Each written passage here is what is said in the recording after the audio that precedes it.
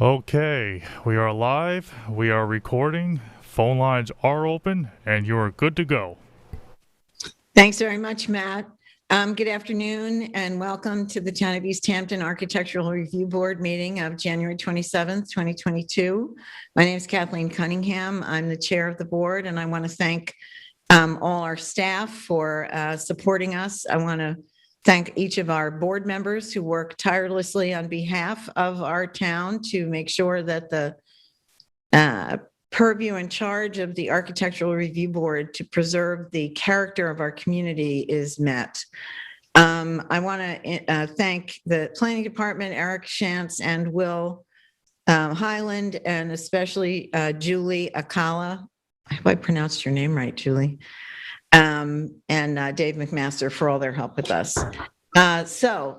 We have I wanted to explain a few things to applicants and members alike, that one of the goals in my tenure is to streamline our policies and procedures, and we're going to be editing forms with the planning department with input from the attorney's office and the planners and Julie and Nora. I forgot to thank Nora Jacobs. Thank you, Nora, to help us to make this process a little less cumbersome. Somebody needs to mute their mic, please. I can hear myself echoing. Toward that end, and also to make our meetings manageable and give each member the enough brain space to deal properly with these applications that are so important to all of us. We are going to be limiting the number of agricultural overlay applications that we'll deal with in any given meeting to 2. Today, we're already breaking our rule by having 3, but a couple of them have come before us, and I'll reserve the right to expand that if it looks like it might be easier. But we do find that they take the most time and energy to properly assess. And we are getting professional planning assistance from the planning department in those with those applications. So I just want applicants, especially those of you who are frequent flyers, to have a realistic expectation of what we're doing. We're going to be revamping the forms. We're going to be asking for, complete information when you submit your applications. And the planning department is going to be a little more involved in assessing some of these applications so that the board and the applicants spend their time wisely. So with that, I would like to have a motion to accept the minutes of January 13th, please. So motion. Is there a second? Second. Okay. All in favor? Okay. Aye. Any opposed? Are there any edits? Does anybody feel that they need? Okay. All right. So passed and carried. And our first application will be Southampton Hospital Association. And that is Suffolk County Tax Map number 300-165-5-22, 400 Panico Place, East Hampton. That's mine.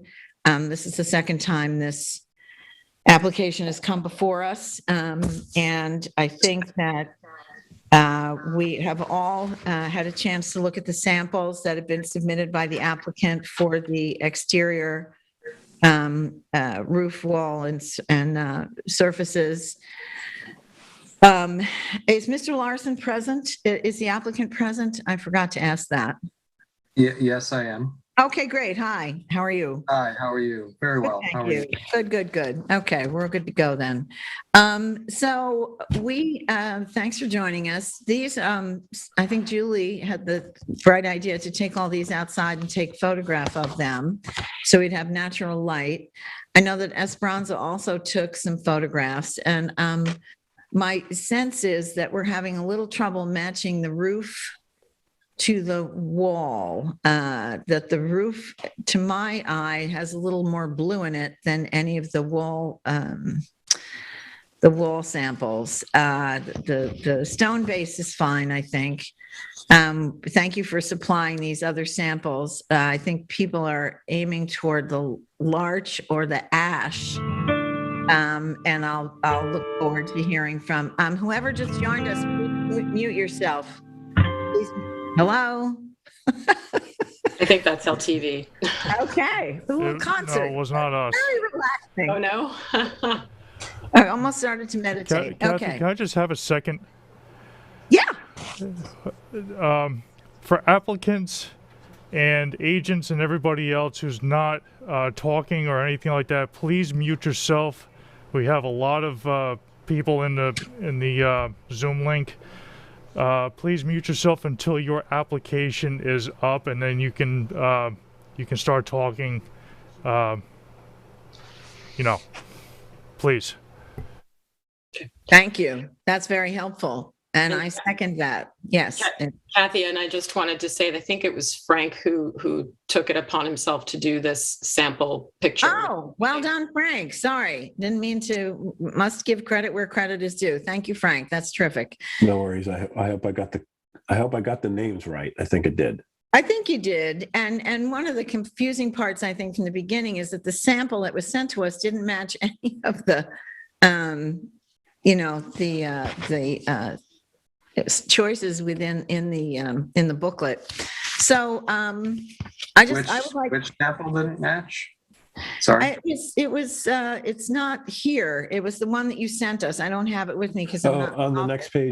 Yeah, the oak looks particularly light in the photograph that you gave us, which you have to realize that when you angle something up towards the sun, it's going to look very different than it does on a vertical surface. Yeah, no, that's not what I'm talking about. I'm not talking about that. There we See go. that little harmony oak? That's the one that you included in your sample section, but it didn't match any of the name wasn't even the same as the ones within the you're saying this is what they just sent you, or this is an old one? The harmony. No, this is a photographed indoor, the samples next to each other. I just photoshopped out the background surround. So that is what we have received. So there's an indoor photo, like a muted or without natural light, and the other one was taken outdoors. Yeah, that roof sample looks better against those things than it does against in the outdoors, I think, because outside it looks a little bluer to me. Anyway, I would like to hear what my colleagues have to say, but I think at this point, one of the problems that we're having is the roof sample. It doesn't seem to blend as well as we'd like. I'd like to hear from my colleagues, please. Frank, do you want to? Sure. Well, first I was struck the roof sample, the other one seemed to match pretty closely to the renderings. And listen, renderings is an art and it's not a photograph. It's a best attempt to convey design intent. The only thing is that the renderings the roof looks pretty sharp with the tone and the hue of the roof. And so I hear you that the way the sample in that photograph is angled against the tree might make it lighter than it might normally would, but it's kind of silverish. So a couple of comments on that, which is it seems just sort of lighter than what we were expecting. Mm-hmm. And I think I speak for others in saying that if we were to consider a couple of other siding samples, we would want to see a darker roof sample. I mean, I think you could maybe go with a slightly darker for the classic oak. The classic oak is we'll call the control sample, right? That's the one that's the submit. Yeah, which looks a lot darker, a lot lighter than the original samples we had in this photograph. And so I can't tell if that's the one. That's something else. That's the classic oak. Right. Was it classic oak or harmony oak? We were proposing classic oak originally. Okay, but the harmony oak is the sample that you sent us originally, not the classic oak. We had to get the classic oak came with the larch and. What we were looking for is a warmer. We were looking for a warmer oak color. Sorry. Yeah. We were looking for a warmer oak color, not a blonde oak color like you're seeing in that photo right now. So we might have to check with the company on the sample. But, okay. in general, we're looking for a warm looking wood, not a gray, silver, weathered wood look. We wanted something warm. It's a people place, and we're trying to imbue it with that. So if you look at the renderings, I think you'd see, like on page 15 of the renderings, you'd see something more similar to the color of the wood we were matching. And this looks very similar to what our sample was in the office. I can share here for a second. Yeah, I mean, photograph. We all know photographs are tough to convey. Certain colors. I mean, there's where you photograph it, and then there's how the camera and how the that lights color. So, like the same wood on one face where the sun's hitting it is very much different than what it is in the shadows. Right. So, and we do have long overhangs on that south side. So we were trying to give it a little more of a warm color, and that is the color that we reviewed and approved with the owner. I will say, I think the metal in your photograph looks lighter than what we were looking at. I mean, if you look at this is sort of more like a lighter medium bronze like look. So, that's right. something that we'll want to get a mock-up of that anyways, color matching and whatnot, Right. We definitely want it to sing more like what you see in this image. Yeah. Mm-hmm. Okay. I mean, I have some faith here in Perkins that they're going to do the right thing, because you also have to, in terms of the roof color, because you have to match the windows and doors too. And Yes. you don't want to go with a silver roof with dark bronze windows. So, Correct. I think that And we I'm weren't not too looking concerned about that. Yeah, I think we'll get there without any real trouble. Okay, does anybody else have any other comments? Diane, did you want to offer something? Or Chip? No, I mean, I think, that interpreting these things on the screen, through multiple devices is difficult. I mean, I think the intention of that drawing is probably is very pleasing. Yeah, I agree. Yeah. Yeah, I agree too. My problem with it originally was that the first sample for the siding didn't match the rendering of the drawing, and it wasn't among the choices in the booklet either. So we needed to get that second group of samples. So among the second group of samples, which color do we favor? People were saying larch and something else, as I recall. I think it would be helpful for Mr. Larson to have a choice from us to go forward. Yeah, but sorry, excuse me, Kathy. What I've heard from Mr. Larson is that they wanted something warmer, and both the larch and the ash are more on the gray silver side, which Right. is not, it's not warm. But I find that oak looks, as you yourself said, Mr. Larson, looks really light here. It also looks really light in the rendering, and I understand that that's not accurate, but it actually matches the rendering here, the sample, more than it does not. So Right. if you're looking for something warmer, is it something between like walnut and the classic oak? Is it something more? Yeah, I think the walnut's too red. I agree, and I don't particularly care for the texture of it. I think that the others have more of a, I don't know, a May I real share again? feel. Quick. We'll just share. Oh, I can't start unless somebody allows me to share.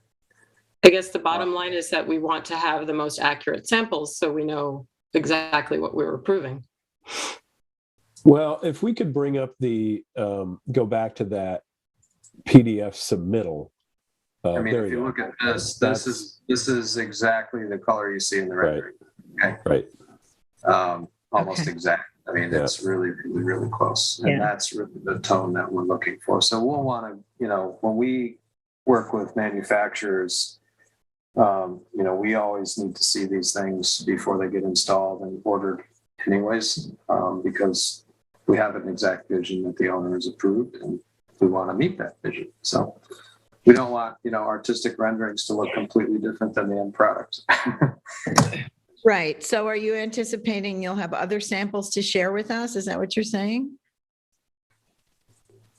Well, I mean, I think the intent here is to get the ARB approval. If you want to have other samples, we would have to go through this whole process again. Right. And this is the color scheme that you see in the renderings is what the owner has approved. So I see. they don't really want to go back and.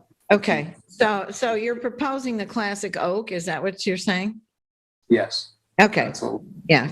I think part of the confusion is that the initial sample was not the classic oak. It was Harmony oak or something. So then we got down a different road. let me see if they make this particular plank system. I Tressler think comes. we do have a sample of that now. I think that was in the photograph that Frank had taken, and where the discussion about how well the roof shingles matched it, Right. Right. But began. there's different product lines. Okay. Tressler makes different product lines. Right. They're not all equal. Okay. So they don't all Okay. have the same color selections in one type versus the other type of plank or Okay. panel. So that's really that might be what happened, is that they allow that other one in the plank system. I don't have the exact vendor here to tell me why we got that other one. Yeah, that's fine. I'm just saying, we're trying to give you some more direction. So is the classic oak acceptable to the board?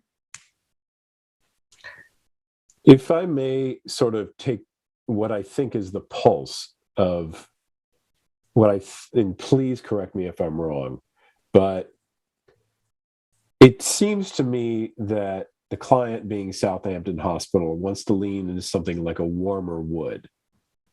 Yes. Sort of, I don't want to call it blonde, I don't want to call it red, I don't want to call it orange, just a warmer color, like a color of a wood that is when it first it goes on. And what we're used to, of course, I'm not saying you do this because we don't have the budget, but typically happens that wood is applied to this, and then over a year or so, it silvers out. So that's kind of the typical palette we see here. To me, what it sounds like from reaction from others, and of course everyone should speak, is that there's maybe a preference towards something a little more neutral of the gray. So I think everybody should give their opinion. Mine is, I had initially thought, I was worried about the sample being a little too orange and looking, frankly, like a little like fake wood. And I thought, I don't know how this is going to work, having a building that will frankly never age. And so that's why I thought, let's see the other samples. After hearing David's explanation, and maybe there's something we should think about here, and I'm not pushing for the classic oak per se or voting for it, but I do think maybe there's something, is not us being hospital designers, healthcare facility designers, that there's something psychological about when you're not feeling well, going out to a building that is not sort of a colder gray and going up and approaching to a building that has warmer tones. Maybe there is something psychological that has some merit to it. And now that I think of it, I think that the Phillips or the Phipps Cancer Center in Southampton at Montauk Highway has a somewhat similar palette to this, sort of a warm wood, a dark metal roof. So where I stand is I'm open to other colors. I think if anything, I would maybe entertain the large, but I think I would be willing to accept the classic oak, given I think the architects and the clients It is their preference. faith in them. Or say the Might I faith in add- them. Yeah, may I add also that wood finish is echoed, or a color that's very harmonious with that wood finish is echoed in the clear story at the top. And we're not actually carrying the real wood, this product in there. because it's, expensive to do as an interior finish, but we are matching that on the inside, which we also want to be warmer, warmed up by that feeling. So it's not just the outside that we're dealing with here.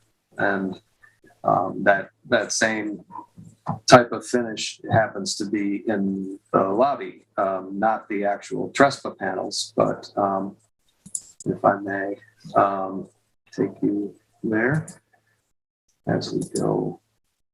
We are also doing something very similar in the waiting areas. Okay, so it's a color choice that works with what's on the outside to bring it all together. And on the inside, we definitely would not want those cool colors on this wall. It's just not, it would not feel appropriate to our design aesthetic.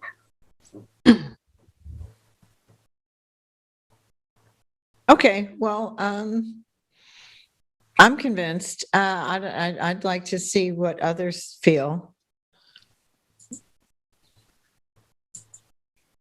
Anybody? I think it's fine. Ultimately the roof is sort of the only aspect here that I'm wondering about being lighter than we expect it to be. We may, yeah.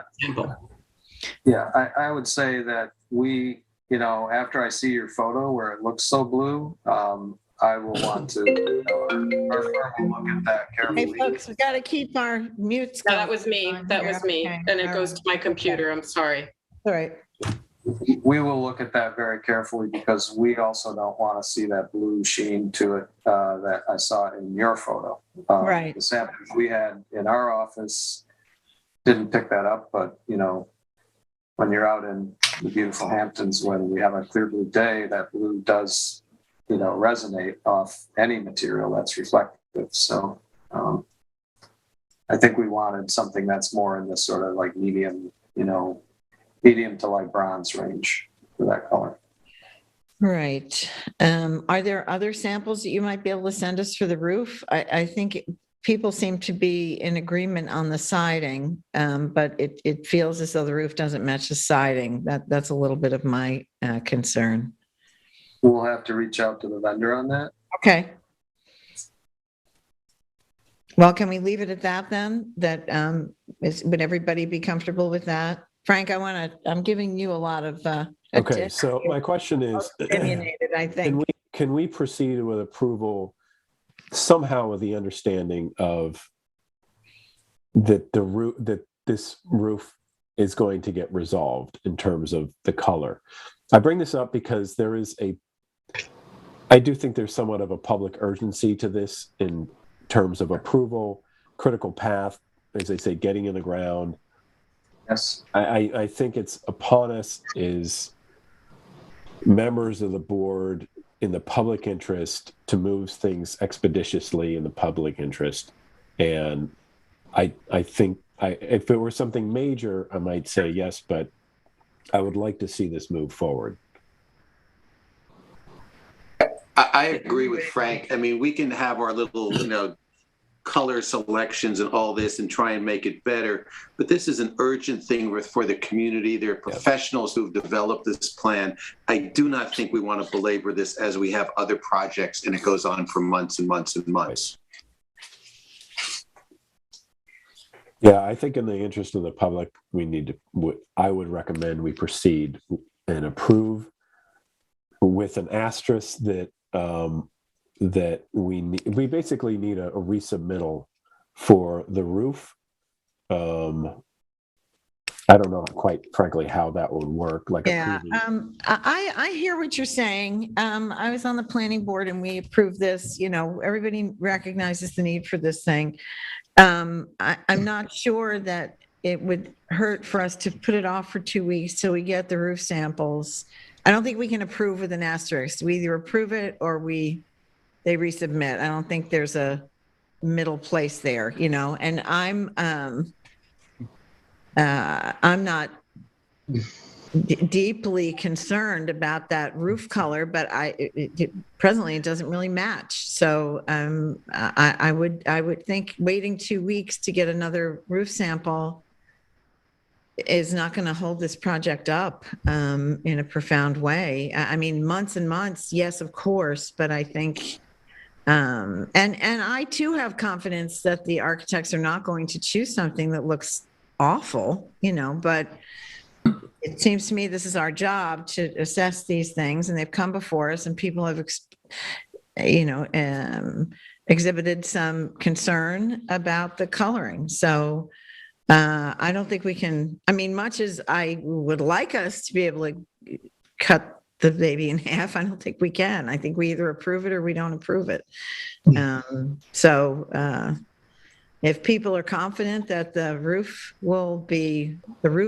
color issue will be resolved properly by the applicant, I'm willing to entertain that motion. If people feel that we should wait 2 weeks for another color sample to come in and make a decision, I mean, I'm happy to fast track this application for all the public reasons. Do you think that if there was 2 weeks delay for this and we have the samples and the new samples are not to the board's liking, is there room to request samples that you were even going to request from your supplier to make your own choice about it, given your reticence about how blue our photograph? Well, every time you get a material sample, the dye lots are different, okay? I mean, even though it's marketed as the exact same color, and I'm sure Frank will understand this, you don't always see it the same way when you get the sample, and sometimes you have to go back to them and say, this isn't the color that you're, giving us. So we take a lot of pride in this finished product, and we are going to look at that. And if we don't like it and it's not matching, what you're seeing in this rendering, essentially, we're going to probably reject it. Yeah. And we might change it at that point, Okay, so I go back to my original proposal. Do we wish to leave it up to the applicant to make this choice? That's what our board would be doing in that instance. And that's, fine with me if people have, I understand that you don't want it to look terrible. No, I trust the professional decision of the architects involved, but as a, matter of protocol, we have to make a choice to let you do it or wait until we can do it. So Is it possible to be a little bit more open-ended in the resolution? Instead of using the exact color sample name, you could do a general color as depicted in the rendering. That has the intention of the rendering. yeah, that works for me. If that works for you. And then the final sample is submitted for the file, so we know that works fine. Yeah, that I works think that's fine. good. Yeah. Okay. So, all right. So I then, given that this is my application, I'll make the motion that we accept the samples as submitted, with the understanding that the resolution will reflect the colors that are in the renderings rather than the samples that have been sent to us. For the Good. roof. Right, for the roof. Yes. Yeah, and the wall, kind of, right? Right. Oh, okay. Can I have a second, please? Second. Okay. All in favor? Aye. Aye. Okay. All right, we're good. Thank you, Mr. Larson. Thank you very much. And Frank, Godspeed. thank you so much, everybody. And Frank, would you do me a favor and send me the photograph that you had, because it definitely looks different than images that we have. Yeah, Okay. why not? Julie Julie can send. Yeah, Julie can send it to you. She's got I'll it. send it to you tomorrow, David. Yeah, send Thank all you, of the ones that we have, Julie, so they can The appreciate 3 it. pictures. Okay. Yeah. All Yeah. right, Okay. thanks a lot. Thanks a Thank you lot, all. David. Okay, have a good evening. day. All right, next up is BMC East Hampton Holdings LLC modification, Suffolk County Tax Map number 300-197-145, 81 Montauk Highway, Wainscot. Esperanza, this is yours. Yes, it is. Give me a moment. I need to find. Okay.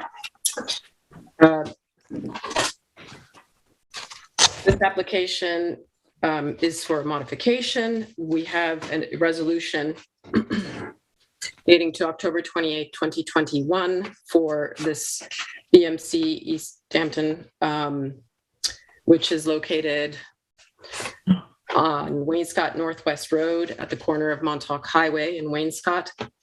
And the resolution had the exterior color of the cedar horizontal boards that are existing. Can we bring up the photos, please? Thank you. Julie Yes. or Will or whomever's doing that. The exterior color was determined to be a modification to be stained white. And the exact stain color was to be determined by December 31st, 2021. Just as a bit of history, you can go back to that. Okay, here, that's perfect. Basically, we had a fair amount of discussion about the siding because the applicant originally wanted it to be white. And we suggested that they power wash the building and just see what it would look like. And this is the power washed exterior. And then the small little piece of plank sample that they sent to us is what's propped up against the wall here. And you can see that then that sealant, which they're suggesting is a classic pressure treated wood exterior stain and sealer, wood RX, would really just keep the color as it is existing now. So I have no objection to this. I think it's actually preferable to any white or lighter stain. I did want to just draw attention, and you can see in this picture that the windows, this one in particular, is grievously damaged and dangerously so. So unfortunately, this is property that really needs some TLC right now. Can we send the building department out to do a citation? Do we have the applicant on the phone for this or no? Thank you for reminding me. Yes, it's Land Planning Services. That's Lori. Oh, it's Lori. Oh, okay. Hi, Lori. Hi. Hi, Lori. Sorry, I should have been with you So first. they're in front of the building permit, the building department for a building permit at this I moment. think he meant ordinance. Sorry? I think he meant code enforcement to go out and write a citation for the broken window. Well, I think my clients may not know it was a broken window. I'm sure they'll take care of it right away. We're just about to start the renovation of the building based on your approval of the roof line and the interior. We're just about to get that permit. So the work is about to begin on this property. Well, Lori, I think I would suggest that somebody get out there really quickly, because not only is this dangerous, but it's also, with a snowstorm coming and everything, it's just a disaster for the interior of the building as well. Yeah. Jackie Elajaz is one of the partners in the company. She's on the phone, so she can hear this. Okay, great. Otherwise, unless anybody else has anything to say about this, if you could just put up the picture that is of the sort of the full view from the yes, that, so you can kind of see. This is I think a little older of a picture, but can I interject here? Can I just finish one moment? Let me finish one moment, because when this was power washed, so one part of the building is a little lighter, and the front here, the front facade where the sample was placed is a little bit, it's more like the sample. So I just wondered how that exterior sealant, will it be able to make it uniform? Yes. Okay, great. That was my question. So go ahead, please. Sorry, I just wanted to go back to the window. We were actually just made aware of the window, I want to say on Tuesday. I spoke to the building department about it. They said it's maintenance, so they don't have a problem with us replacing it. So we're working on getting a quote and actually having at least that piece of the window covered, so that the glass isn't sticking out the way it is. like it's a public health hazard right now. Definitely a potentially. tricky So hazard. Jackie, I would recommend having somebody at least cover it with a tarp. plywood. maybe It or needs to be something. plywooded Yeah, up it can be- right away. Yeah, it's Yeah. gonna be plywood. Yeah, I mean, it just. When? Immediately. Yeah. When? Yeah. No, this is I- this is a serious public safety issue. Big jagged piece of glass, especially because glass is clear. Someone could fall right into that. It could be tragic. It's in your best interest to do this immediately because you'd be liable for that. If someone Yeah, gets I hurt, know. We that's gonna be literally a just found problem. out about it, so Yeah, well, I understand. working on getting that out. Right, but what before you have it replaced, you should just cover it, as you would, if your window was broken in your car or something, you've got to cover it so that it's not dangling out there for someone to walk into. Listen, Of course. if you don't have it taken care of by the end of the business tomorrow, we'll take care of it. And, there are town code sections for failure to maintain property and creating a nuisance or a danger that would certainly, be applicable in this situation. I really want proof that this is done by the close of business tomorrow, please. Okay. Thank you. Okay. So beyond that, how are we about the siding on this? Is everybody okay with that? Yes. We have Yeah. tortured these people with this siding. No, we Yes. haven't tortured them. And also just for the new members, I just want to make sure you know that the roof is going to be changed. It's going to be a vertical roof line, and it would be a weathered wood finish. So just keep that in mind as we are approving this, because Okay. that's going to be the look.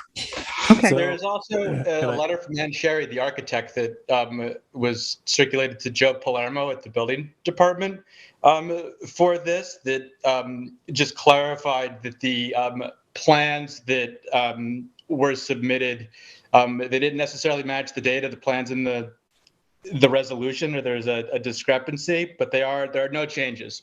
So it's okay. Okay. To go ahead. All right. So Esperanza, are we? I was going to motion? say, so are we only looking at this? We're only asked to look at the siding here, but so what was this about the roof line? So is the roof angle? Frank, this has gone on for 3 or 4 months. Yeah. Okay. Please, we cannot get into this. It goes on forever. Excuse me, may I have order? If we have a question, it'd be good to just, let me know you need, I think what's before us is the siding. I think the roof, et cetera, has been approved. So let's just deal with what's before us. Esperanza, would you care to make a motion? Yes, I make a motion to approve the application as submitted for the modification to the exterior stain and sealant. May I have a second, please? Second. All in favor? Aye. Aye. Any opposed? None? Okay, so this is carried. You're approved. Please remember to fix the window by tomorrow. I mean, Or secure it. have a huge, snowstorm or whatever, bad weather, and it's going to be a problem. And another Okay. person said to maybe put some caution tape around No, the area. no. No? It needs to be boarded up with Needs to be plywood. boarded up. Yeah. It's Okay. it's gonna be plywood. Okay. Thank you. Please take Thank care of it immediately. All right. The next application is Adam Gottlieb, Gott Surf LLC, Suffolk County Tax Map number 300-49-6-21, 20 Surfside Avenue, Unit 11, Montauk. That's me. I have some photos. This is for a exterior changes to a commercial building. This is a condo, so it's actually a residence, but it's part of a condominium unit. And the applicant is proposing basically to enclose the negative space that you see here with windows and some siding that is I think is compatible with the building. If you could just, this is a corner unit, It's on Surfside Drive in Montauk. It's right on the ocean. It's there. I think there are 50 or more of these condo units. We're looking right at the proposed one, which is an end unit. So there are 3 sides. If you can see on yeah, okay, that's the southern exposure. And you can see the negative space there and yes, and then the proposals are to cover the most of this negative space with the windows. But the applicant is here. It's Lori. I'd like to hear from her if she has anything she'd like to say.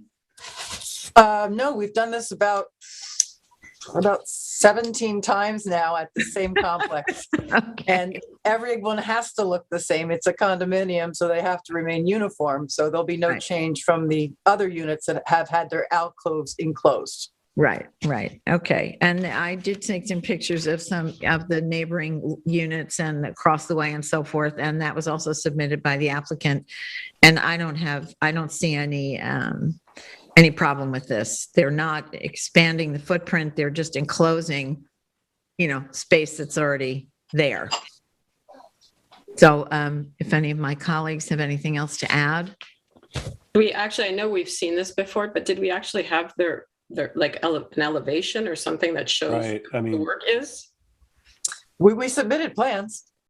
Yeah, so I'm asking to see it here. Yeah. Do we have that yeah, that's a good question. Are the elevations in the, there we go. So it's basically infill. Taking areas that don't have walls, putting walls, taking open areas and putting in windows. There'll be a skylight in what was an open roof. Everything's going to match. The roofing will match, the siding will match, the windows will match. It all has to be the same as the other units. Got it. Okay. Right. is this just curious, is this becoming part of the interior space? It is. It is. Okay. In the past, they were converting them into second bathrooms, but there was an issue with the plumbing, so they're not allowing that at the moment. So these will just be extensions of the master bedroom, maybe like a sitting room or an office. Yeah.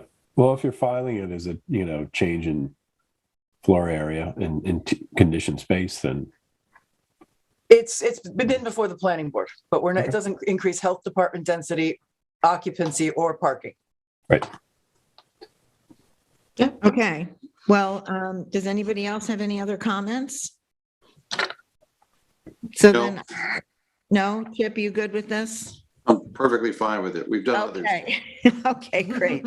All right. Diane, do you have any? I don't know where Diane is. I'm not Do seeing you her. mind? I'm fine, yes. Okay, great. All right, cool. So everybody else is good. Frank, you didn't have anything else? You're good? Yes. All right. So I'd like to propose that we approve the changes as submitted to 20 Surfside Drive, Unit 11 in Montauk. Okay, thank you. Can I have a second, please? Second. All in favor? Aye. Okay, any opposed? All right, great. We're good to go. Okay, Lori. I have the next one as well. Oh, wow. Well, I'm glad we've consolidated these things for you. That's good. It was very nice, but mine are all changed to commercial, and then that's the end of it. All right, so this is Megron Realty. This is fine also, I think, right? Yeah. Okay, so do you want to, this was for the planning board, and I remember this, and I think part of the reason for the submission is because we needed revised elevations because the basement space it was originally storage, and then there were some. Excuse me, Chair. Can you please read this into the agenda? Pardon, yeah, I'm working from the old one, so I didn't have, thank you, Julie. Let's see. Megron Realty, these are changed to commercial, subcommittee tax map number 300-49-3-1645 South Euclid Avenue, Montauk. So the applicant could put up the elevations, please, to show what was needed to be done. The basement was expanded to include some workspace and sort of I don't know, area for employees, and they wanted to put window wells in so there would be natural light, but that did not match the plans on file, so they needed to resubmit. And they also changed the exterior. It had been stucco, but now it's shingled. And I think that's really the extent of it. Lori, did you want to say? Added a balcony in the front. Added the balcony, right. That's right, yeah. Added the balcony in the front.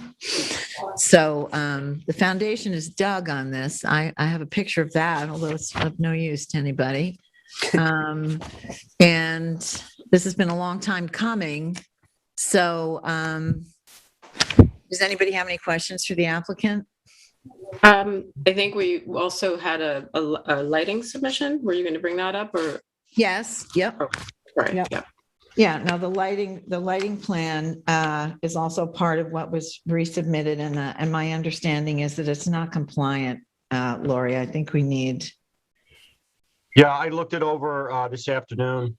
Yeah. Can you hear me? Is there a chance? Yes, we can. Thanks. Okay, just checking because the yellow boundary didn't show up. But Right. Lori, I looked it over. I looked over this spec sheet this afternoon, and Will, if you scroll up to that the original photo, I mean, it looks like the bulb is visible. It doesn't look like it's recessed within that hat portion of the light. It's a shame. They're nice looking lights, and I noticed that the color temperature does meet the town code. Greatly exceeds it, which is a good thing.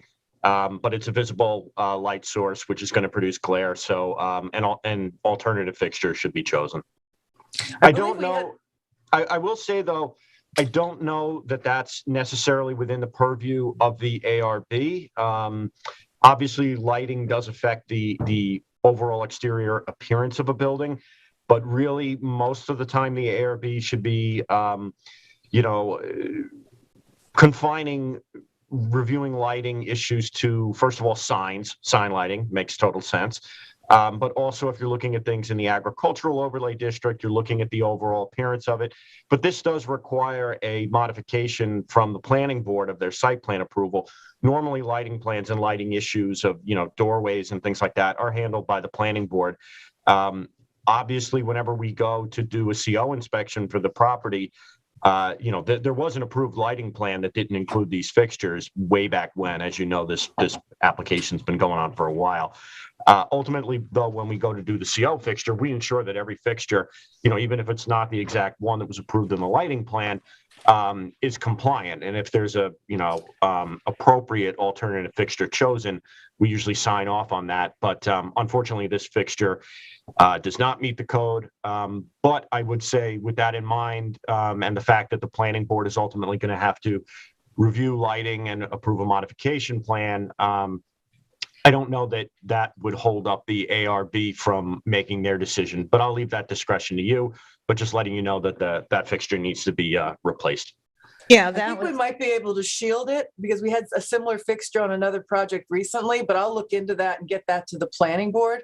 If you're saying this isn't in the ARB's purview, then they should vote on the building changes. Yeah, we're prepared to do that. We're just trying to flag the things that are going to prevent you from going forward as you leave here. So, does anybody else?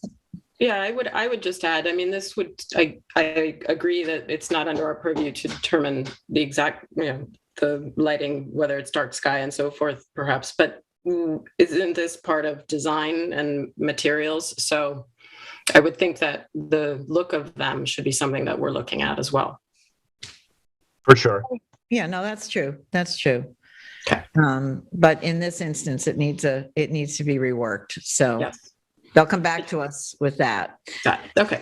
Okay, so given that the lights are not compliant, the light fixtures are not compliant, where does that leave us? I mean, the lighting plan is not our purview. So how can we make a motion for the exterior changes to be accepted outside of the lighting plan?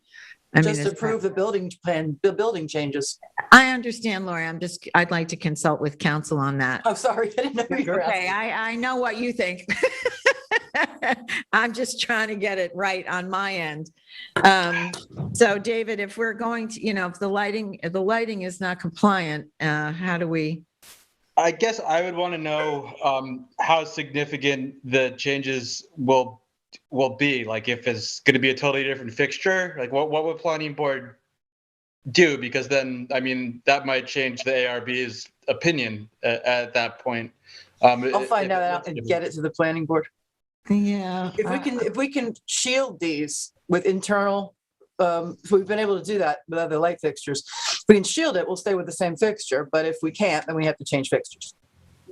So then, like to Esperanza's point, that would, It becomes architectural. Yes. Yeah. It's aesthetic, so. Maybe we'll just have to wait till you can table it till we can get an upgraded That's what I would recommend. fixture. You will table it till you can upgrade the fixture and let us know what that is. I mean, it should be smooth sailing after that, Lori. I don't think there's any objection to the way to this. It's just that lighting fixture. If it does, Can we not approve the lighting and just approve the building changes so that they can continue working on it? Well, if I might make a comment, the lighting fixtures are part of the architecture. So if we know that they're not going to be approved, if we know that they're going to have to be changed, then we would be approving this, and then the planning board would say, okay, your new lighting fixture conforms to it. And then we go to the as-built and discover it's something that we really don't agree with architecturally.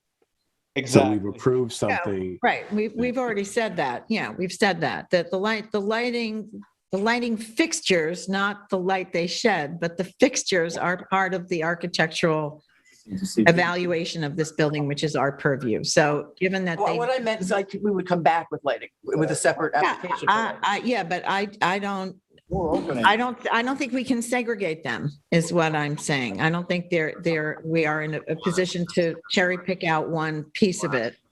I don't prefer that anyway, because as a matter of record keeping, it becomes a nightmare. So just get back to us. We'll put you on the next meeting. We'll make it a quick turnaround. Well, if I can get the fixtures in a quick turnaround, yes. Well, I understand, but that's that has to be done in any case. So, okay.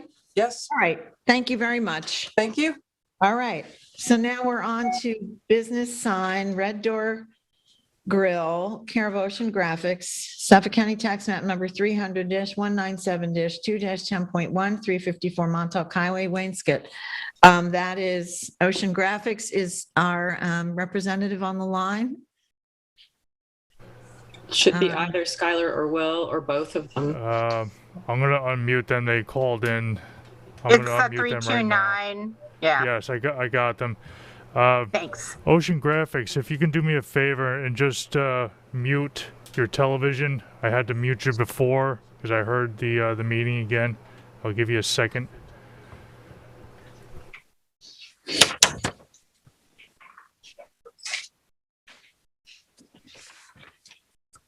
In the meantime, should I go ahead and just read what this application is? Please. Yeah, go ahead. We need if they can hear you. That's all I. Okay, so the application is for Let's get the pictures up, please. A proposed sign, single-sided sign at 20 square feet total. That's the next step. Oh, that's the next one. Yeah, this. I'm looking for Red Door Grill. That's Ula Johnson. Red Door Grill is the. Keep going. Esperanza, we'll get the. Yeah, so the 20 square foot single-sided sign, and it includes 2 overhead gooseneck lights of 40 watt equivalent LED with 40 watt equivalent LED bulbs. And the sign as a single-sided sign would be mounted onto the facade above the entryway door for the Red Door Grill, which is just, if everyone knows where we're talking about, this is part of the Wainscot Shopping Center on Montauk Highway. So this is the proposed mocked up sign. And it is definitely, this is definitely. Can you guys hear me yet or no? Oh, there you are, Skylar. I can hear you. I don't know what goes on, but every time we call in, I get muted and I can't figure out how to get on, but I got it. Good. So I spoke with Skylar earlier, and she sent us this, which has the actual dimensions and how this would present on the facade. I also have a picture that I took of the existing facade. Hopefully, Will, you can find that. And there you go. Okay. To give you an idea of, a greater of scale. And just as a reminder, again, this is the Wainscot Shopping Center. This particular section of the shopping center has all the trim in white. The shopping center itself is sort of divided into sections, and different sections have different colored trim. So just giving you a context. The picture that you just saw for a second before is of the directory sign. And I spoke with Skylar today because the sample that was submitted of the red color is, as you can see, much lighter, brighter, intense than the one on this directory sign. As well, the sample of the gold for the lettering, in this directory sign, there's like a foil texture to it. And I just wanted to make sure or understand properly what was being proposed for the sign above the door. Okay, I think we're looking. Yeah, we're looking to do pretty much the same thing as the directory. Unfortunately, like I said today, we don't print in-house anymore, so it's hard for me to produce a color sample spot on from what we do here compared to what we're going to print. But ideally, it's going to be like the same thing as the directory. It's going to be the same gold foil texture, but it is all one print. So it'll be that pretty much that same red color and all the same. Okay. I think it's fairly important that it be the same red color. There's a pretty big difference in these reds. This one that's being held is it's got a lot of orange. They're much more yellow. Yeah, like I said, we can't, because we don't print in-house, it's hard for me to give you guys like an exact sample of what the printed version is compared to what the cut vinyl version is. That directory sign has a flat digital print. So we're going to be doing the same thing for the main business sign as the directory sign. But Okay, as like so a what you're sample, doing is, I understand that. So all I want is your reassurance that the red on the directory sign will be the same as the red on the sign above the door. That's all I need you to say. I understand you can't get me a sample. 100%. Okay. And so the materials are really exactly the same. It's that PVC digitally printed, correct? Yep. The main sign is just going to be a bigger version of the directory sign. All right. So does any members have any comments to make about this? No. Okay. Would you like to make a motion then, Esperanza? Yes, I make a motion to approve the application as submitted. May I have a second, please? Second. All in favor? Aye. Okay. Aye. Any opposed? All right. Passed and carried. Thank you very much. We're on to Ula Johnson. That's the next one. Suffolk County Tax Map number 300-172-12-1. For Amagansett Square, Amagansett. And this one is Diane. Okay, this is a Ocean Graphics still, right? Skylar, you're still on? Yep. Good. Yep, I'll be on for this one and the next. Great. Thank you. Okay, this is for a very discreet change of signage to a very tasteful store. So the Ula Johnson that you see there is the existing sign, pin letter sign. It is to be removed and replaced with a new pin letters that are slightly larger, 8 inches tall, as opposed to and this is for the window decals, which are very discreet. But I think the sign above the door, basically, this is the rendering of the new sign, which will total 4 square feet. And they're proposing 2 window decals, which you just saw in gold, that are less than 1 square foot each. So the entire total of the signage being proposed is less than 6 feet. I think it's in very much in keeping with the store and its decor, and I can't see any question about it. Okay, great. Skylar, did you have anything to add? All Ula Johnson did this year was they just slightly rebranded. So the logo is just ever so slightly different. And they just wanted to update it out here. So it's all updated in their other locations. So, I mean, there's really a very slight difference in font and size, and that's really all it is. Right, which is what Diane said. Okay, great. Yep. Can I ask a quite curious sure, question? please do. Please do. The existing sign spans one board. So how is it mounted on two boards? So we're going to use a combination of different size spacers so that it's going to be even off of each one. So where the boards connect, we'll probably use something a little bit shorter, and where the boards, where that single line is. So on the upper and bottom of it, we'll use probably like 3/4 inch, whereas in the middle, we'll use 1/2 inch. They really won't even be visible. It was just the best way we could come up with to do this for them, as they wanted a larger logo above that door. But what is it? Is it like a metal sign? I mean, I think it's fine. I'm just curious. Is it like a metal? Like the hardware itself. Yeah. Yes. So that those Okay. are aluminum pin mounted letters. Okay, so it's aluminum mounted letters. Yes. Yep. Okay. Yeah, it's not centered, which is driving me in this picture. But anyway, we'll get over It'll that. be centered when it goes on. It was a little funky to throw on the building, because one is fuzzy. No worries. Okay. So, Diane, would you like to make Jim, did you have any comment? Are you good with this? I think it's very tasteful, yes. Very good. Diane, would you please make a motion? Yes. So I would like to make a motion to approve this application as presented. Thank you. Have a second, please. Second. All in favor? Okay, I'm going to take anybody opposed? All right, passed and carried. I thank you, and we're on to Sun and Sound owners. This is Frank's. Suffolk County Tax Map number 300-5-1-12, 22 Soundview Drive, Montauk. I think we're going to need to table this one, Skylar, because I'll let Frank explain his difficulty with this. Right. The application really wasn't complete enough for us to make a proper evaluation, and he went out there in a gale and tried to measure and, was unable to find where this might fit on the property. But Frank, if you would just explain your experience, that would be helpful. Right. And maybe if we could just bring up the images.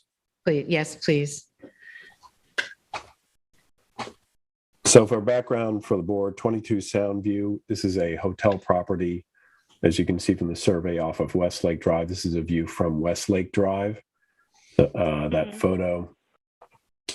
The owners are proposing a sign 8 feet high, somewhere, and 8 feet high, about 12 square feet on either side, a lit sign, 8 feet high on posts. The issue is, if you look at the survey what was submitted, it's difficult for me to see, and I suspect anybody else, if you zoom in, where is the proposed location of this sign? Mm-hmm. It's even hard to make out like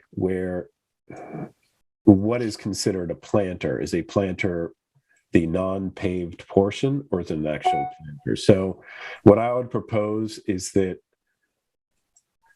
I'm not sure that I assume that we could submit another drawing that is that doesn't require a surveyor, but is basically in a large drawing showing the proposed location. So I think given what we have here, is just we cannot tell where the proposed location is. I do think, given that if I was able to do a digital rendering, because unfortunately when the property owner came to me with the survey, he had already pre-marked it. I have not seen the property myself, so I was 100% going with what he said and agreeing with him. If I was able to produce a digital rendering of the sign on the property, would that be doable for you guys to get a visual rather than looking at the survey?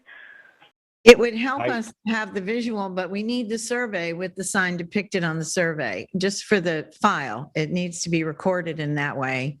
in Yeah, case which would be that yellow mark or on the whatever. Okay. Well, Dimensionally, like we need a Yes. dimension of the sign off of the existing building, off of exactly. the corner. Yeah. How the direction south, you can see, I'm not saying it's set whatever south. We're going to call south Soundview Drive of the structure, direction X, direction Y. I think I actually don't think a rendering is going to help here, because I think a rendering can be a slippery slope in terms of, unless it's clearly marked. I think it requires a trip in to stake out just where the sign is. Okay. So I would think will say, also the rendering might help, though. I mean, I think if she can, Skylar is offering, I think it would be helpful just to have that, sort of like a photo rendering. We've had that kind of submittal before, plus the actual location being recorded on a survey. A rendering as a supplement to the proper staking of the sign and location of the sign with dimensional directions to, where it has, it's impossible to figure out where it was going to go on the property. If I can scan that, his survey is very, very old. So if I can scan in his survey and blow it up, and we could put, where it's marked on the survey next to a rendering and get a better visual of where he wants it, rather than just looking at the survey on its own. I do agree. It's a little complicated. Well, it's just incomplete. It just doesn't, no one could, determine exactly where that is. And so I think what we need to know is it's going to be X number of feet in this direction, Right. It's got to have dimensional, it requires dimensions and a physical location that's specific, not just a general, this is just like a marker. Blob. It's just kind of a blob, really. It's too mushy. We need to know. It's a structure. It's going to be put on. It's not that hard to figure where he wants. He just has to go out and measure it and say, it's going to be 6 feet in and 5 feet west or whatever else. Just give us dimensions. Yes. Well, on the permit that was submitted itself, it does say one double-sided sign on 4x4x8 white posts. The sign is proposed to be on 8 posts, but it's only proposed to be 6 feet out of the ground. So 2 feet of those posts is in the ground. I think you misunderstand the request. It's not the dimensions of the sign. Those are clearly indicated on your application, which is not a permit, by the way. It's an application. What we need are the dimensional requirements of where it is going to be on the property. All right, can you bring up the photos again? Yeah, and when we can go back to the survey, sorry, Frank, I have a question about the outdoor lighting. You can look at this, or you said it was going to be a lit sign, and I see all sorts of little symbols there that say outdoor lights. Are these up lights? I think those are lights that are already there on the property. That's got nothing to do with his signage. Well, but it's indicating that the sign would go there. So I'm just wondering, is that a path? Or are these lights that are going to light the sign? The lighting that's proposed for the sign, it's going to be a hood over the sign, a PVC hood with the LED strips inside. So what's pointing as far as lighting on the survey, it's, as far as I can tell you, it's got nothing to do with the signage. It's something for the business. It might be a lit walkway. Okay, a couple of things. What is the date of the last revision of this survey? I think it was like early 2000s. It looks like 1952. Yeah, 2001. Okay, is that it's been a while. Okay, is that conform to our requirements of a current or most current survey? According to the building department, means it reflects the structures that are presently there. So it could be really old, but if it has all the structures that are on the property, it's current. And I did look at the photos, and it does seem that there is a lit walkway, and so the outdoor lights probably refer to the small posts that have circular bulbs on top. Okay. Right. I mean, I don't want to have to record. I mean, a couple of things. I want the applicant to be aware that we don't want to have to go through this again and reviewing and saying this survey is, because as is, I don't see how you could just draw 2 dimensions on this survey and say this is where we're going to put the sign. There's no indication also of what direction the sign is. Is it perpendicular to the street or is it facing the street? It's going to be perpendicular. Okay, Right, well, that's good to know, but it stated has on to the be drawing. depicted on the, yeah, it has to be depicted on the survey. That's part of what we need, we need the paper record to be a proper assessment of what is proposed. Right. Also, if you go back to that photograph, please, it needs to be stated on the survey, like, it's hard, is this a planter? Is this gravel? Is that the planter? Is it parking? Yes. You know, it's noted on the Yeah. survey as a planter, but Right. it's just gravel. And so Right. we're going to need to know, I guess if you give us the dimensions, we can pull a tape out and we can look at where this sign goes relative to the building. But yeah, it's got to be dimensional. So X and Y. Okay. Okay. Okay. Not a So you problem. got your assignment, and then once you get that done, come on back and we'll see you then. Okay. No problem, guys. Thank you. Thank you, Skylar. Have a good evening. Okay, next up is Robin Clement, Suffolk County Tax Map number 300-192-1-33. Is the applicant on the line or participating? Yes. I see Robin Clemente. I'm here. Very, very good. Okay, Diane, this is yours. This is for a fence, I think, or no? Okay. This is a application requesting a new gate on a property on Westgate Road, which is right off of Montauk Highway in Wainscot. And I will say right off the bat that Westgate Road is the rare neighborhood that is yet to be spoiled by almost any gates. The one of the only gates on the road, or only the one that was obvious, is the gate that already exists on this property, which you can see, which is 50 inches tall and sort of a picket fence kind of a gate. It's about 30 feet back from the road, and it's discreet enough. They want to replace this with a 6-foot tall AZEC, wider, more deliberate gate. And I would say that they should be very, very content to keep this gate that they have, which is slightly over 4 feet. It's about 50 inches, and the posts are, but this is what they want. So they want a bigger, whiter gate. And I repeat, on Westgate Road, which has absolutely short driveways and no gates. So I would say that they should be, I'm not in favor of this at all. Well, these are our friends at East Hampton Fence, again, proposing a 6-foot gate. Okay, I'd like to hear from the applicant first, please. The current gate that we do have, so we just purchased this house last year, is in a bit of disrepair. So, and we've been doing some renovations and some nice upgrades to the house. So we do need to replace it. So this is what we wanted to do, was just to put a nicer, more updated fence in place.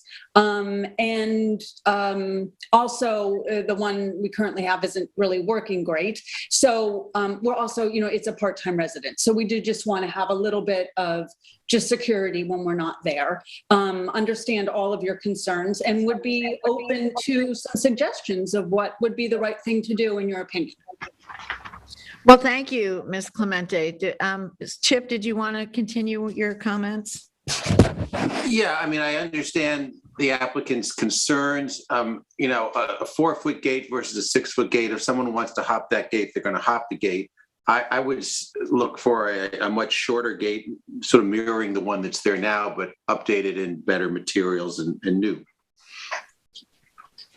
Yeah, and I think that, we would, by right, you can have a 4-foot gate, as you must know, and your gate is the existing gate is slightly higher. So I would even go so far as to say, if you wanted to rescale this new gate down to 50 inches, I think that could be understandable. I mean, I think it's great that you're not asking to move it closer to the road.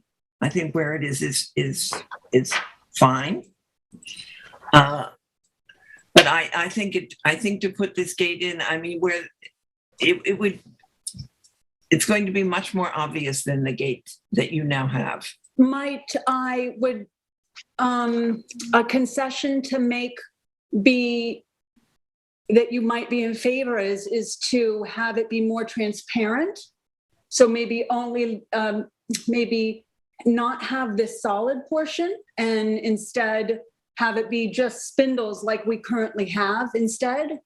Mm-hmm. Well, I was going to make that suggestion also. It doesn't mean that I would be comfortable with the 6-foot high gate, but I brought this up before in other gates, which is considering the opacity of a gate. So I would at least want to see those vertical members go all the way to the bottom. I think the profile of the, I suppose at a lower, like let's say 48-inch high, I might be fine with 16-inch wide posts, but I think just it needs to be much more discreet. Again, we understand the wish for security, but it shouldn't. At the scale of this neighborhood, it doesn't work at the scale of this neighborhood, and it's kind of. Yeah, the lower portion, it needs to be just a lot more refined. And by that means just so you can see through it. I think it should act as a barrier for cars to get through, but that's it. Yeah, we don't want to set a bad precedent. Right. In that, I'm sure you're making very nice improvements to your house, and I'm sure that replacing the gate might be necessary. But if this gate were shorter and it were all spindles, I mean, which would more or less evoke the gate that you already have. Yes. But definitely not 6 feet or not this. And as you recommended, so that would be to come down to what, to 50 inches, you said? Or the existing gate is 50 is about 50 inches. So I think that we would allow that. Yes. I agree, Diane. Yeah. Okay. And okay. All right. But I want to ask one question, which is, so if this becomes a motorized gate, where's the call box proposed? Because it's something that's, if you're going to have a freestanding call box, it's going to be something that will come up. I don't know exactly, to be honest. It just has to be on your property. It's not going to be on the street. It's going to be within the driveway. Yeah. They have plenty of room. It's going to be set back, and then these are all, obviously in season, fills in. So it's not going to be on the street because that would be unsafe. Yeah, it just needs to be on your property, and it needs to be, from the ARB's standpoint of view, it needs to be discreet. Yes, of course. Okay. Does anybody else have any other comments for Ms. Clemente? I agree with everything that's been said so far. I have a question about these freestanding pillars that have the house numbers on them. I think there's one on each side of the driveway. Are these in the right of way? I inherited this. I don't. Yeah. And how tall are they? Because I think they're probably the same height. They're not exceedingly tall. They're probably the same height as I think they're like 4 feet. I think it's, yeah. Okay, well, it'd be good to know if they're within the property line. That would be something we'd ask you to come back with.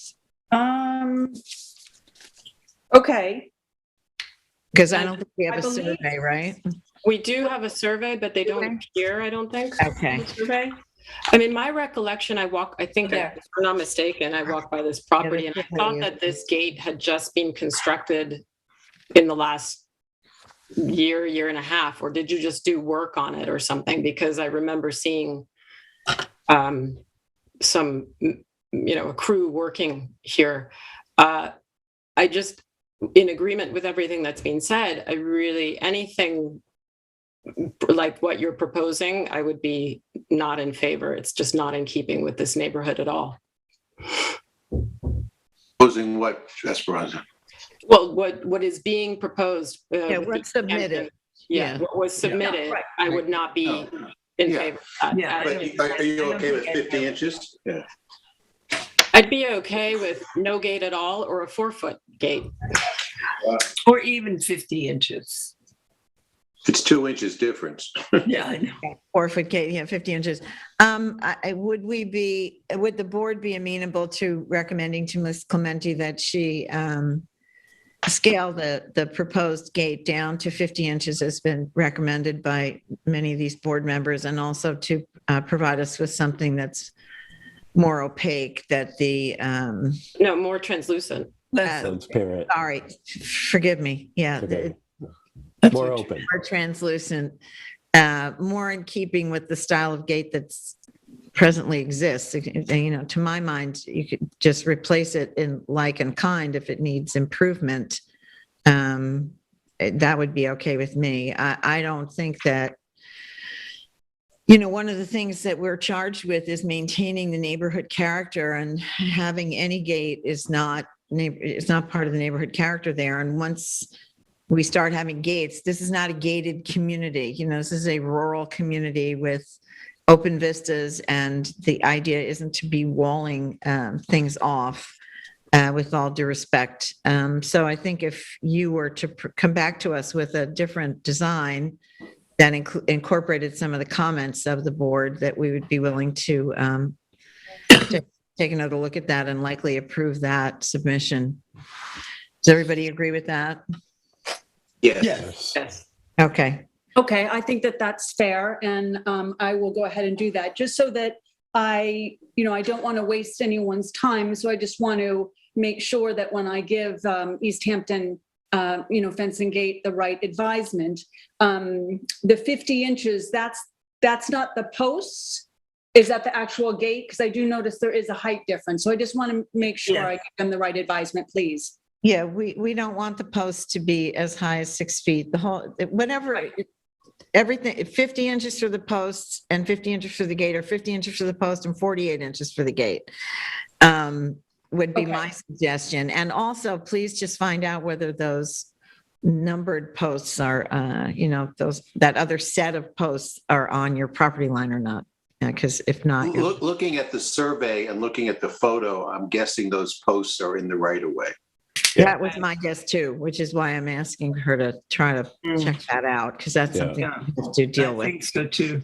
And one last thing, I think Frank already made this comment, but I do think, and I agree, if that's what Frank said, that the columns, the less conspicuous they are, the better. Because I think the whole monumentality of this gate exceeds anything that is necessary here. Yeah, in this I think location. that's a good term. So quickly for the owner, I would suggest the following. The structure, none of it can exceed, are we saying 50 inches for the top of any part of the structure? Yeah. Eliminate the bottom fixed portion of it to make it as, we're going to say, open as possible. Reduce the profile as much as profile of the horizontals, the verticals, and particularly the posts. Given the structure, what seems here, of what's shown for the operation of the gate, 16 inches is excessive.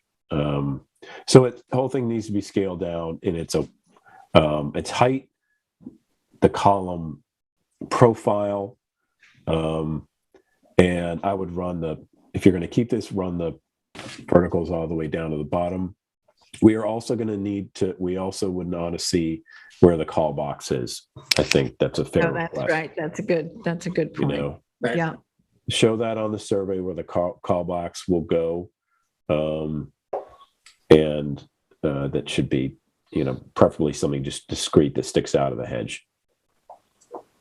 And I would recommend that you take down the signage and just find some discreet but elegant signage for your house number, face the street. Yeah, I agree with that. Okay. Okay, Ms. Clemente? So does that give you enough information? Yeah, I think so. I think I she think is it's like, funny. I'm like, I think I'm she's like, funny. okay, with the post, but okay, Yeah, that's fine. we'll- Yes. Yeah, we'll send you a letter. Julie and Julie's our secretary, and she and I will meet tomorrow and send you a letter that'll detail these things. So you can, show it to your fence contractor. Okay, and then I can go ahead and once I have all of that revised, send that directly to Julie and then you'll notify me Get of you back another. on. Yep, we'll get you back on. Okay. Yep. Okay, very well. Thank so you for your much. time tonight. Okay, thank you for your cooperation. Yes, exactly. Robin, I just wanted to say thank you very much. Sure, thank you. Good night. Okay, good night. Okay, next up is Harry Pinkerton IV, Suffolk County Tax Map number 300-166-4-1.4, 92 Springs Close Highway, East Hampton. Joel, are you here? Joel Halsey on? He's the representative. Postponed/tabled this application for further review until further notice. Okay, great. Oh, okay.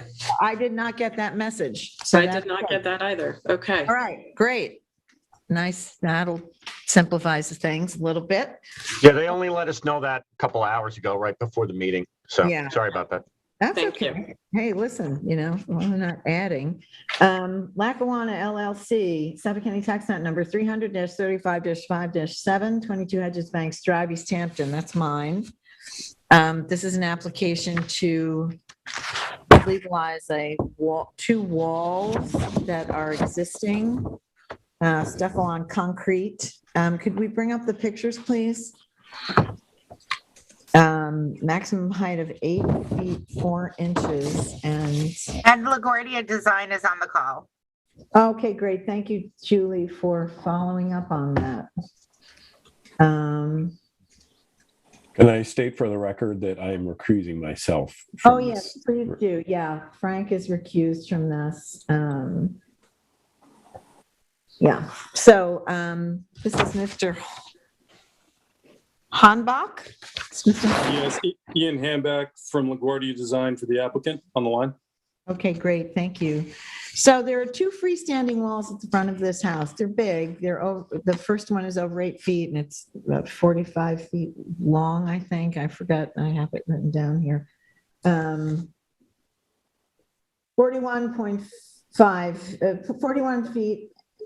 and a half feet. Sorry, that was mangled. And then the rear wall, that smaller one that's to the right of the picture there, is 75 inches high and it's 31 and a half feet long. 75 inches. Excuse me? Excuse me. Did you say 75 inches tall? Yeah. I need to convert that to feet. So it's 6 and a quarter feet tall, 6 feet 4 inches, 3 inches. And so it's I don't know. It's a peculiar feature, but it sort of fits in with this horizontal modernistic architectural view here. I stood up on the this is on not it's built into it's built the walls are in the rear yard now because it's on the water. There's this feature becomes a part of the rear yard and wall height within principal setback determined to be the ARB purview. So that's why it's before us. So this area of concrete you can see in the front with the tire marks on it appears to be a parking area. And while this wall seems a little bit of an afterthought, I'm sure it was put in to keep headlights from sweeping through the glass. There's a lot of glass on this side of the building. The two walls kind of frame a walkway into the building. I don't love it, but you can't see it from the road. It's very well landscaped. The entire property has fencing around it, and it's you can't see any of this from the road, nor can you see it from the bay. So I'm not. I don't have any particular problem with it, except that, I would have done it differently. If it were up to me, I wouldn't have made it so high. But I'd like to hear what my colleagues have to say. So Kathy, you can't see this at all. How high is the higher wall? Yeah, the black one? Highest one is 8'5", the one in front. It's just those two rectangular walls that, can you go to show the walkway in between them? It gives you a better idea of the one on the right extends a little, I guess that's north of the one on the left, and the one on the right is just a little over 6 feet. The one on the left is over 8 feet, and they're both quite lengthy. The front one is 41 feet, and the back one is, little over 31 feet. And, there are steps in to go, this is the entryway to the house. It seems a little, I don't know. It's not the way I would have designed it. I don't really, it's It's not welcoming, but yeah. It's not exactly welcoming. And I think that the smaller wall, if you could remove the tall wall and still get in there with no problems, I'm not sure why that wall is there. It creates a kind of a hallway, like a roofless hallway to get, to guide you up to the front door. So I'm not sure why it's there, but I don't know if, what the relevant code is on this. If someone can jump in here and tell me if this. I don't know why you can't see it from the road. Because the property goes down, it goes down to a bluff. This is on, the roadway drive. And then there's a, like, it's just the way the topography is. So the land slopes downward toward the bay in that way. And so the fence, if you look at this picture, there's fencing on the left.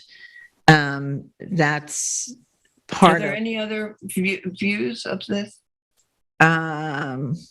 So Kathy, that fencing, as you call it, which is also another white wall, is the enclosure of the property. Yeah, but I think I think it's just white fabric on the inside. I think it's just because the fence itself is brown. It's a brown wood on the outside. But is this all I sent? Just 2 pictures? I thought I took more than this.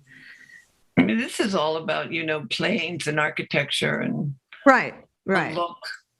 But yeah, it was all built without permission. And why you can't see it from Henry Banks? You can see all the houses, more or less. Yeah, this one, you kind of have to drive up a little bit. There's a little bit of a, I don't know if that was built in. I mean, this seems to be very,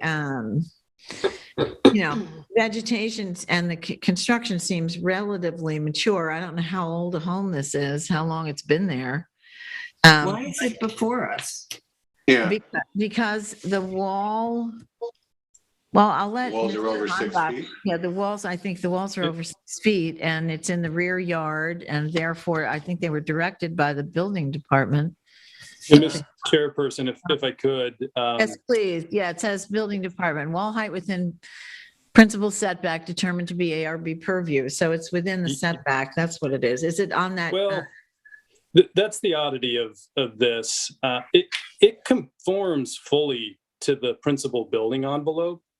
And it's also physically, structurally through the foundation connected to the principal residence. So our view was always that this was exempt from the ARB's wall and fence application. And the reason I say that, I heard a comment earlier that it was constructed without permission.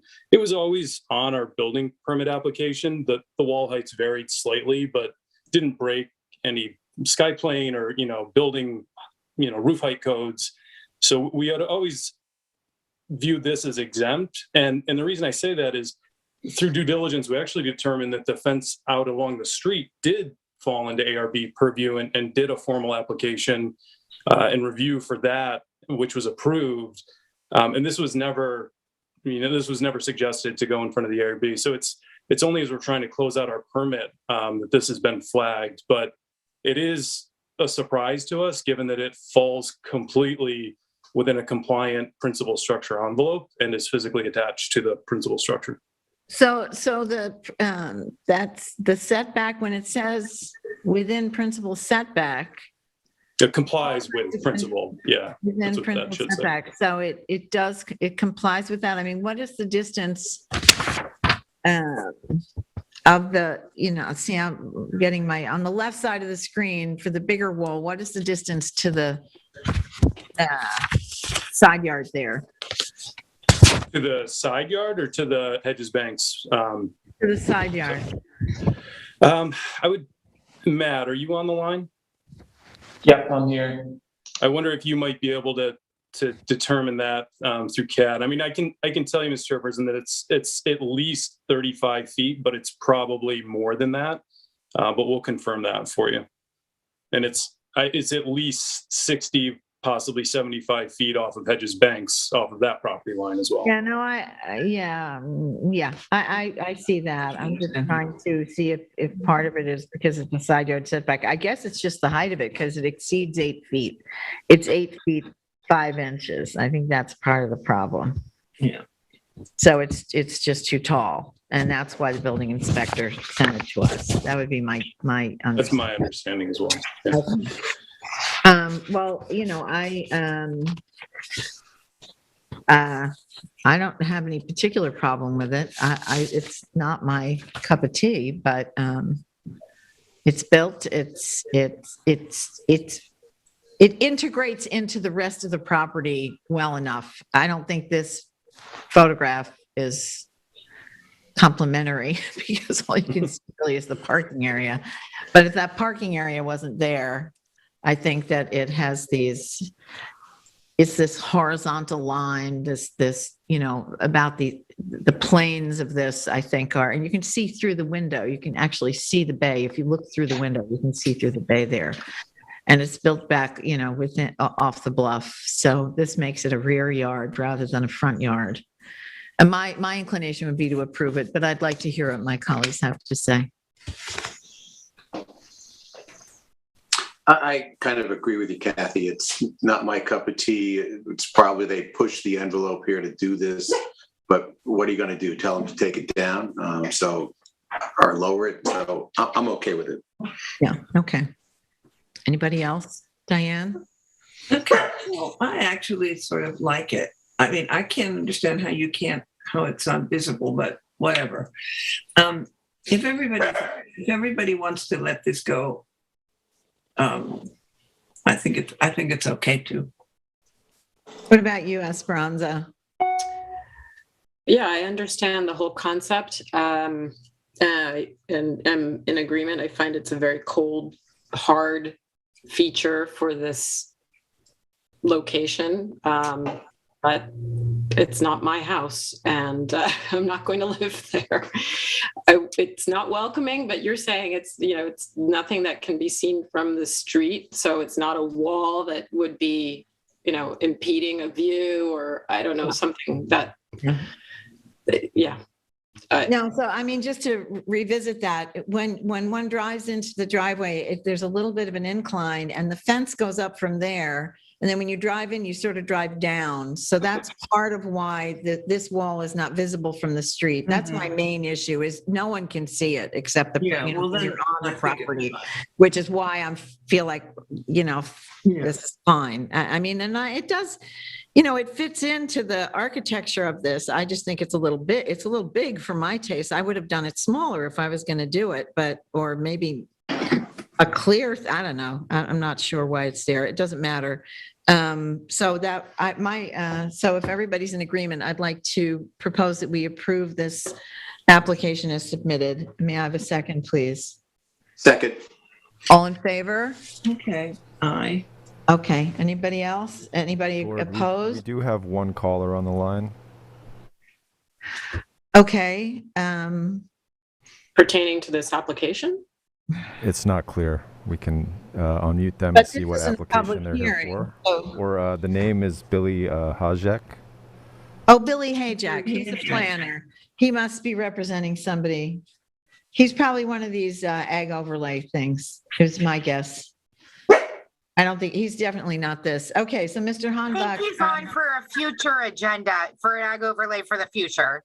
Okay, well, we're doing future applications. Yeah, no, he has not received an agenda or anything. Okay, so Lackawanna is approved. Thank you, Mr. Thank you. Hanbach. Live long and prosper. Okay. Now, ag You overlay. need to do a second. Yet. Oh, I didn't Yeah, get a well, I actually didn't even vote. I'm forgive me. going to say no, and it'll still pass, but I'm going to say no. On principle, I understand. All right, so does everyone else in agreement besides Esperanza? Chip seconded the motion. Esperanza Is voting, is in opposition. Diane? opposed. and No, Chip it's okay. Okay, yes. Are in favor, and Frank is recused, so it passes by the narrowest of margins. Thank you. Thank you very Right. much. All right, off we go. Thank you for the correction. Okay, Wainscot, we're into ag overlay, 55 Wainscot Hollow LLC, Suffolk County Tax number 300-196-01-21, 49 Wainscot Hollow Road, Wainscot. Chip, this is yours. Who is the applicant on this? Do we know? Jeffrey I think Kohler. Ben Goodale is on. He's on the Zoom here. Ben Yes, Goodale. I'm the Great. architect of record representing JC Construction Corp. Great. Thank you. Welcome, Okay. Ben. Thank you. So, Yes. this application has been ongoing with us for a long period of time. And the house is part of a new development. This is the first house under construction. The applicant is responding to our request to reduce the glass on the rear facade of the house, which overlooks the agricultural overlay. This is a 2-acre lot, and it's the second of 5 lots in on a new cul-de-sac perpendicular to Wainscot Hollow Road. Applicant is proposing in the guest master suite, which is on the far right, it's over the garage, to replace the 3 windows with 1 pair of French doors, and they've also added a balcony in the process. They've also taken out in the main block of the house the fireplace and added a pair of French doors.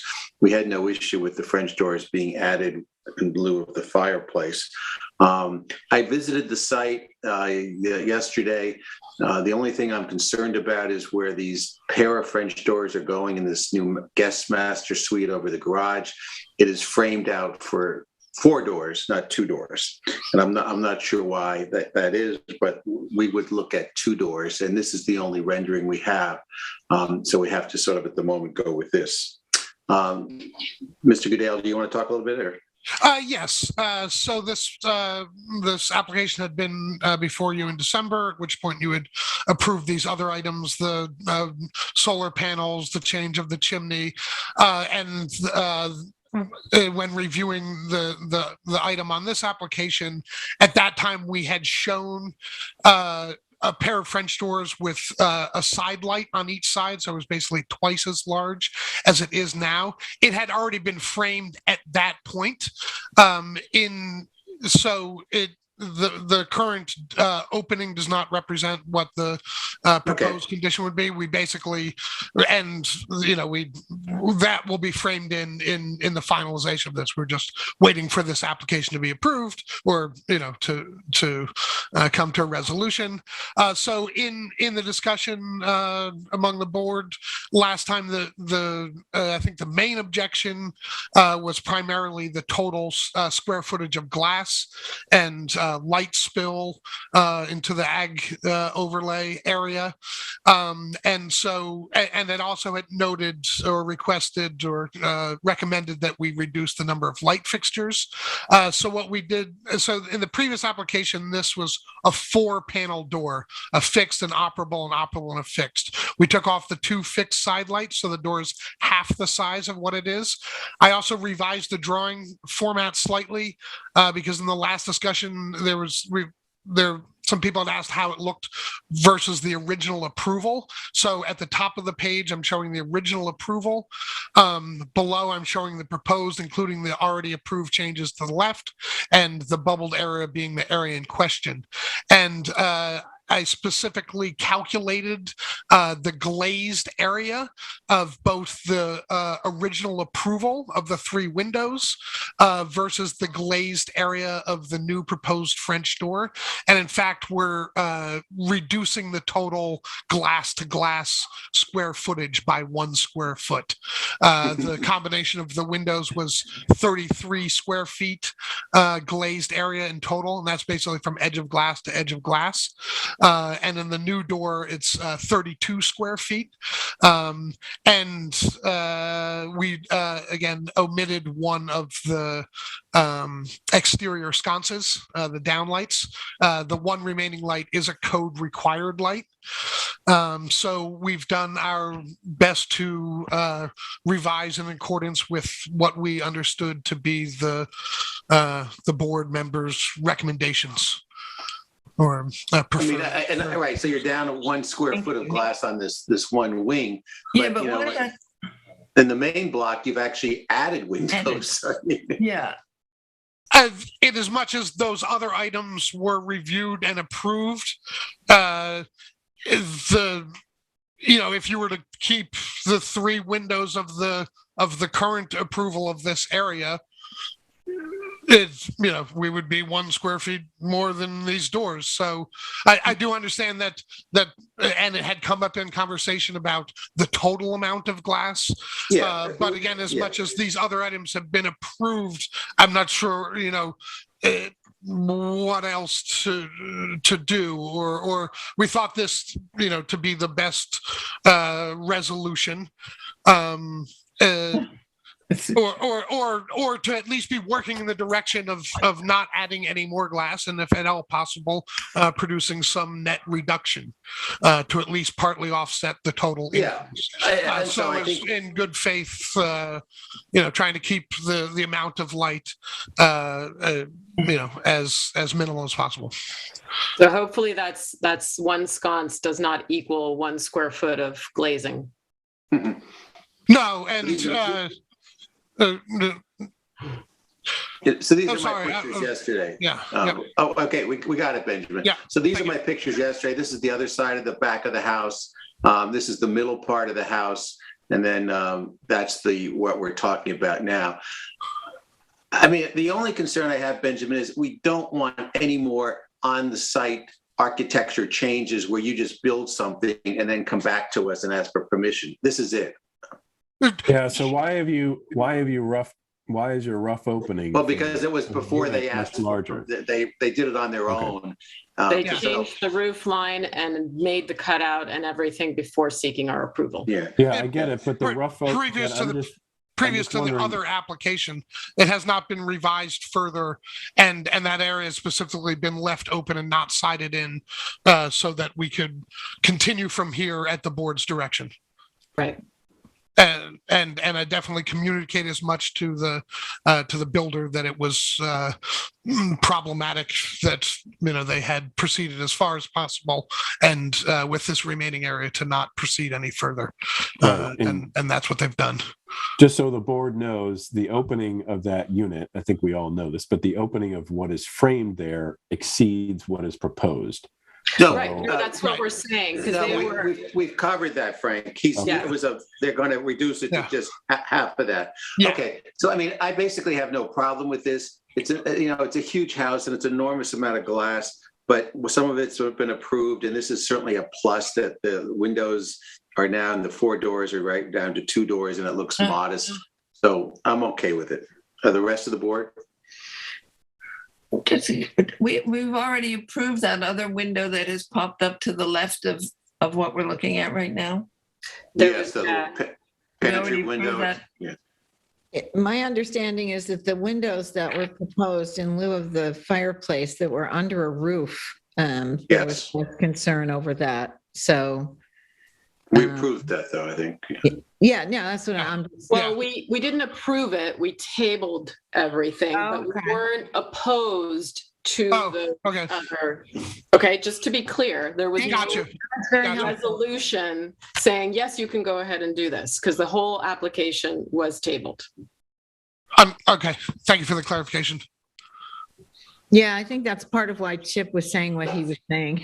You gotta Okay, wait for the I approval misunderstood before the anything process. else that has not been an approval. Apologies. Yeah. So, Yeah, I mean, yeah, please yeah. wait for the approval until, before you do anything further. Does anyone else have any comments on these, the changes in these design elements?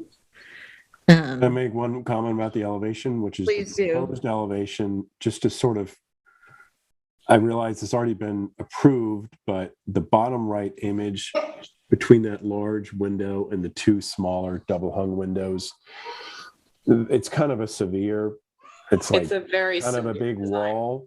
Yes. So I realize this elevation has already been approved with the exception of this change, but I think it would really be in the builder's interest of helping this through to put some sort of landscaping, a climbing trellis, a tree or something. I think there is something there, Frank. If It you looks see to on be the left, something, yeah. like a in the planter. thumbnail, it's Yeah. not, But yeah, there's some even a green there in between. tree, a tree or something to break up the massing of this large It house. Yeah. Tell If us you look what at that the is. original, rendering to the left, which represents more fully the entire landscape design, there is a tall planter with, Okay.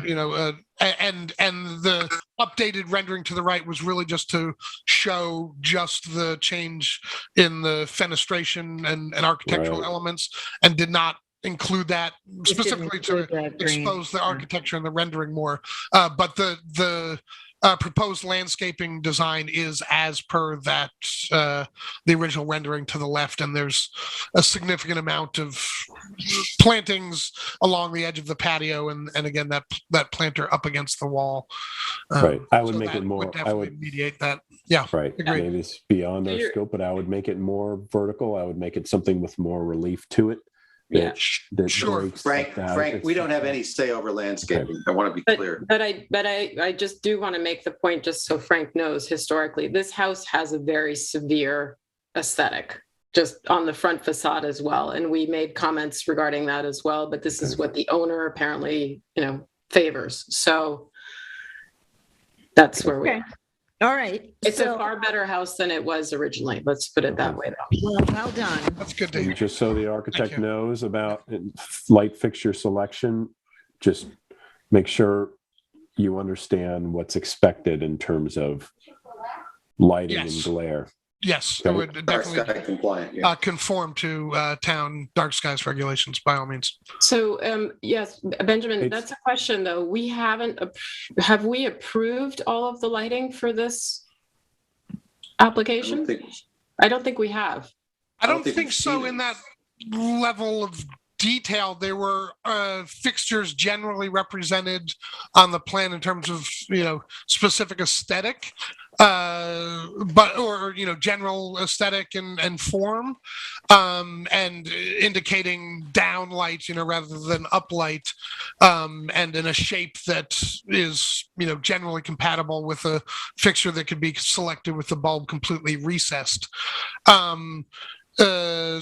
Certainly if required, or as required, we would submit final fixture selections and lighting plan to the necessary board or body to ensure that everything would be conforming to dark skies. In this case, I believe it would be the building department, but you could correct me if I'm wrong on that. Well, ARB has jurisdiction over the architectural elements of the exterior lighting. That is part of the architecture. On an ag overlay.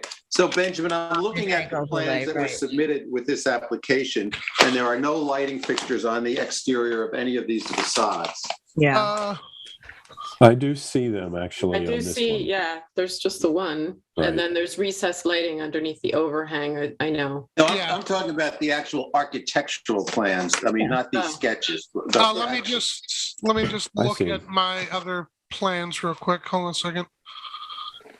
I see them on the proposed elevation here, and just so I think everyone knows this, that by code you need to any operable door opening to the exterior, let's say on the first or second floor onto a deck, you need to have illumination on the outside of the deck.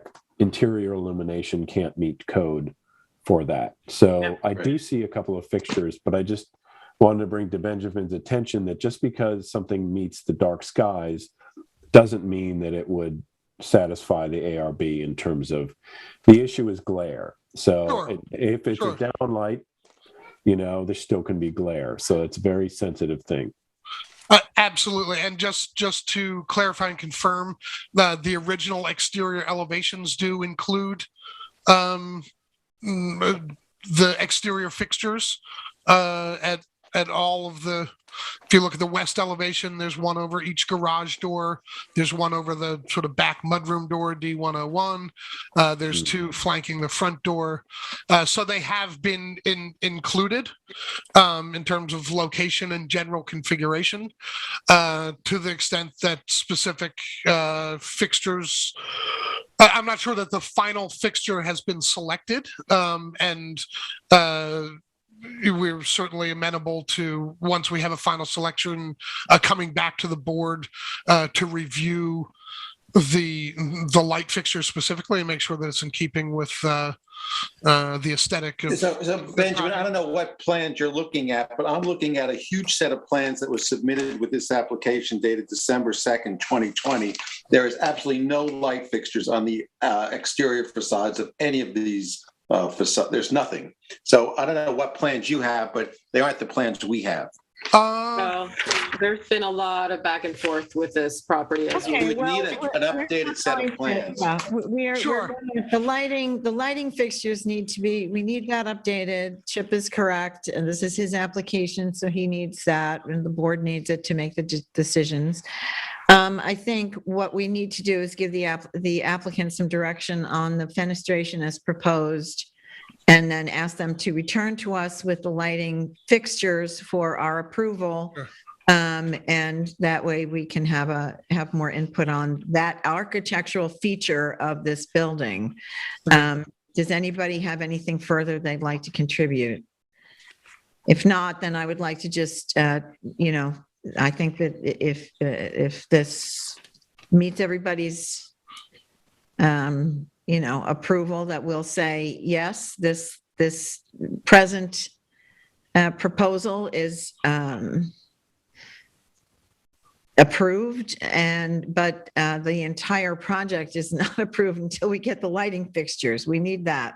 So you're still incomplete in that. That piece of this has not been, reviewed by this board and determined to be, meet the criteria of the egg overlay. Understood. And architectural composition of this building. So I'm not sure what we do at this point if it's necessary. I think you can have a consensus understanding that we accept the fenestration as proposed, but you still need to come back to us. So we're not done with this yet. Sure. Okay. Yeah, all right. Benjamin, you might want to stick around for this meeting just a little longer, get an idea of what the expectation here is for lighting. Sure. I did also observe the one earlier meeting where a similar issue came up. So okay, all right. Understand the nature. Okay. Well, do you have as much? Do you feel that we've given you what you need? We'll send him a letter tomorrow, a table letter, Kathy. Yeah, you and I will work on that. I just didn't know if you had anything. So it's essentially tabled, right? It's tabled. So are we? Yeah, that's what I was. It's tabled. We're not. Yeah. But do we have a good faith understanding that they can proceed with framing in that area and installing the door as represented here without further without any more? But get us the lighting plan. We need the lighting plan. Absolutely. The lighting fixtures, so that we can approve those. Will do. Okay. All right. Thank you. Thank you. We'll go on to Beach Lane N2J LLC, Suffolk County Tax Note number 300-200-2-17, 70 Beach Lane, Wainscot. This is Chips and Britton. I see Britton's iPad, so Britton's with us.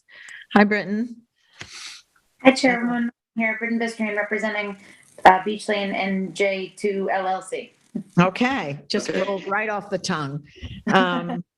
Okay. Okay, so I'm just going to give a quick review of what's up here. So this is a 1.4 acre lot on the right side of Beach Lane, halfway between Main Street, Wainscot, and the beach. That overlooks a vast agricultural reserve to the west. The house is a modest cottage, one of the few original houses still on this street. It is undergoing interior and exterior renovations. Interior changes are an additional 31-foot shed dormer across the back, and initially opposed, but we now understand it's under review for change. 7 windows on the north and east side of the porch. We're going to have sort of permanent storm shutters.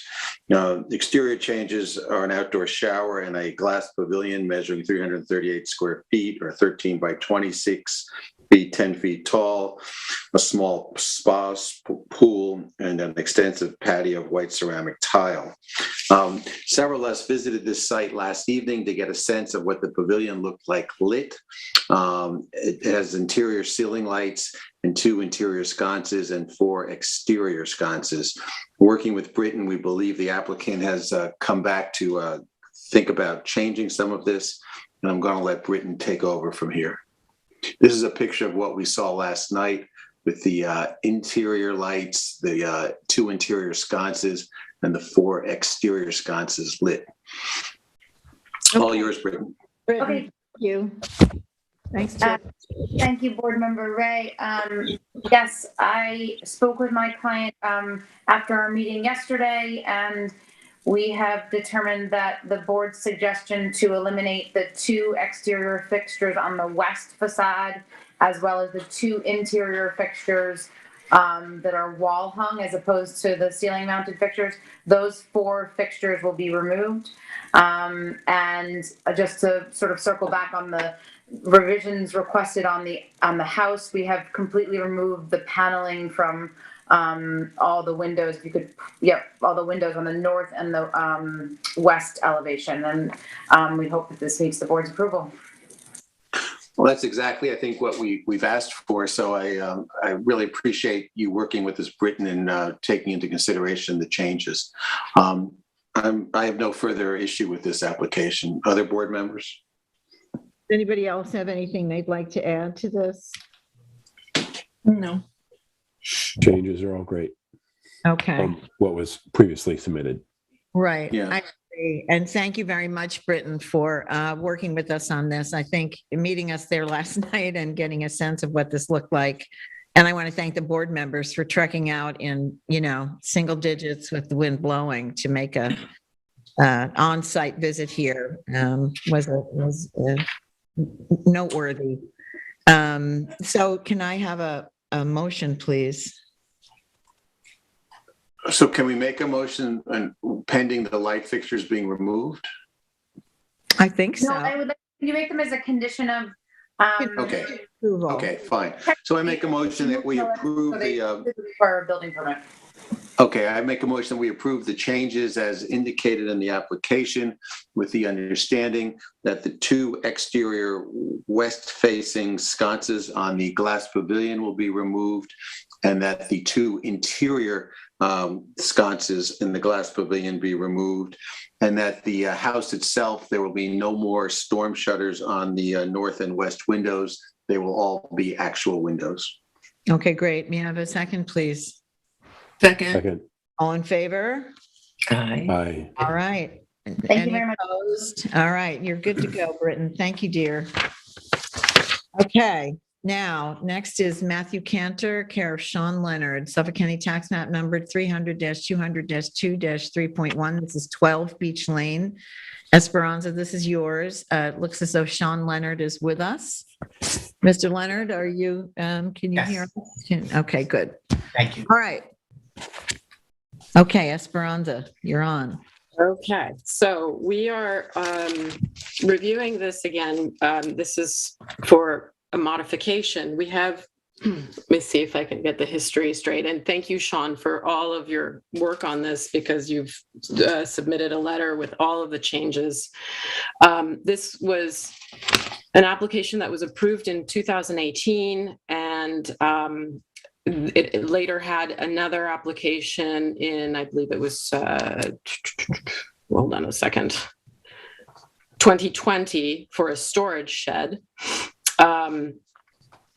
And when this was before us for an extension of time and a certificate of occupancy, and I visited the site, I noticed there were several discrepancies between what was approved in 2018 and what was also submitted to the building department and then what was built.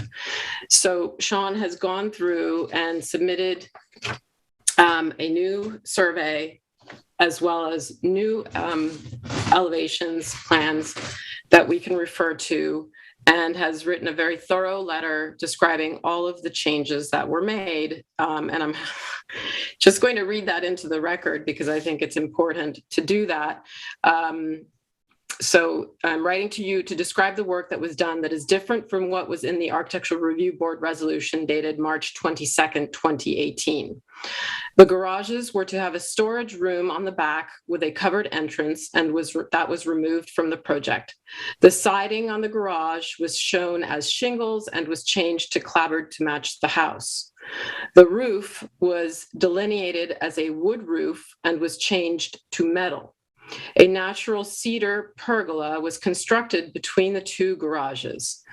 So that was all the garage area, which is at the front of the property. The front of the house had a chimney on the left side, and that was removed. The one-story appendage on the left side of the house was to be painted black, and that was changed to white. The link to the one-story wing on the right side, which is here in that picture on the left, had a glass rail on top that was removed. The roof material on the one-story wing was metal, which was changed to wood to match the house. The brick chimney in the center of the one-story wing was removed, and between the windows under the gable end, a cedar trellis 8 by 8 feet left natural was added. That's on the front elevation. On the right elevation, a covered roof over the terrace was removed. On the rear elevation, a natural cedar pergola was added to the one-story wing on the right-hand side over the sliding doors. The two-story chimney was changed to come out of the roof at the eave line only, and a chimney was added to come out of the roof up near the ridge. Solar panels were added to the upper roof. The gable end on the second floor was reduced and changed to a shed roof. On the left elevation, the porte-cochere was a flat roof with a decorative railing and was changed to a gable metal roof with a cupola. Solar panels were added to the one-story wing on the right, and on the porte-cochere and the paneling and on the porte-cochere, and the paneling on the right-hand side was changed from black to white. The pool house in the rear yard, which was part of the original 2018 resolution, was removed completely from the project. And between the house and the shed on the south side, an enclosed outdoor shower was added. With the exception of the change of metal roof on the one-story wing on the north end of the house, the chimneys, cupola, and outdoor shower, the house and garage was constructed per the approved building permit set, okay? So let's be clear that that was the building permit set, not the set that the Architectural Review Board approved. So those are all the changes. And thank you for listing them all, Sean. And thank you for going through the pictures. I wasn't looking at them.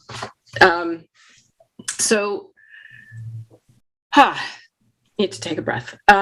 There was also a question of the lighting, the light fixtures that were selected for the property, and you have submitted the specifications. I didn't have a chance to look into whether these are all dark sky compliant. However, Sean, were you able to confirm that? Maybe Will or Eric can also chime in there. Oh my goodness. It's a lot of changes. I know. Sorry.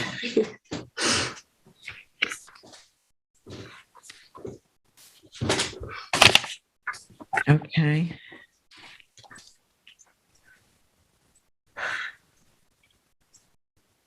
Eric or Will, are you with us? This is where we could use your help. There's also, I should add, there was also some fencing, well, gates really, that Sean also included the plans for those because those did not have previous approval from the ARB. That's the shower enclosure and the equipment enclosure on the left, which is on the south side of the house.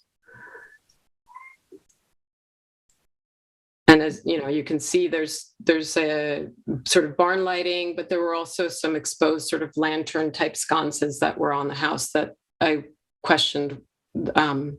So my understanding for the lights that are on the house, that the lights, if they were within 5 feet of the doorway, do not need to be completely shielded. That was. There's no such provision in the town code like that. I guess I'm just reading where it says house light, an unshielded bulb fixture mounted on the residence within 5 feet of a doorway. Oh yes, I'm correct. Yes, you're correct. Yes, you are correct. That was changed relatively recently. Oh, good to know. He's right. This is Kimberly, the owner. I'm on as well. All our lights are dark sky compliant. We've met with Sean's and incorporated that. We made sure all the lights we purchased were dark sky. We've made sure we met all the requirements for our light fixtures. Okay, thank you, Ms. Swain. Okay, so Esperanza, were you done with your assessment of this or your reassessment of this?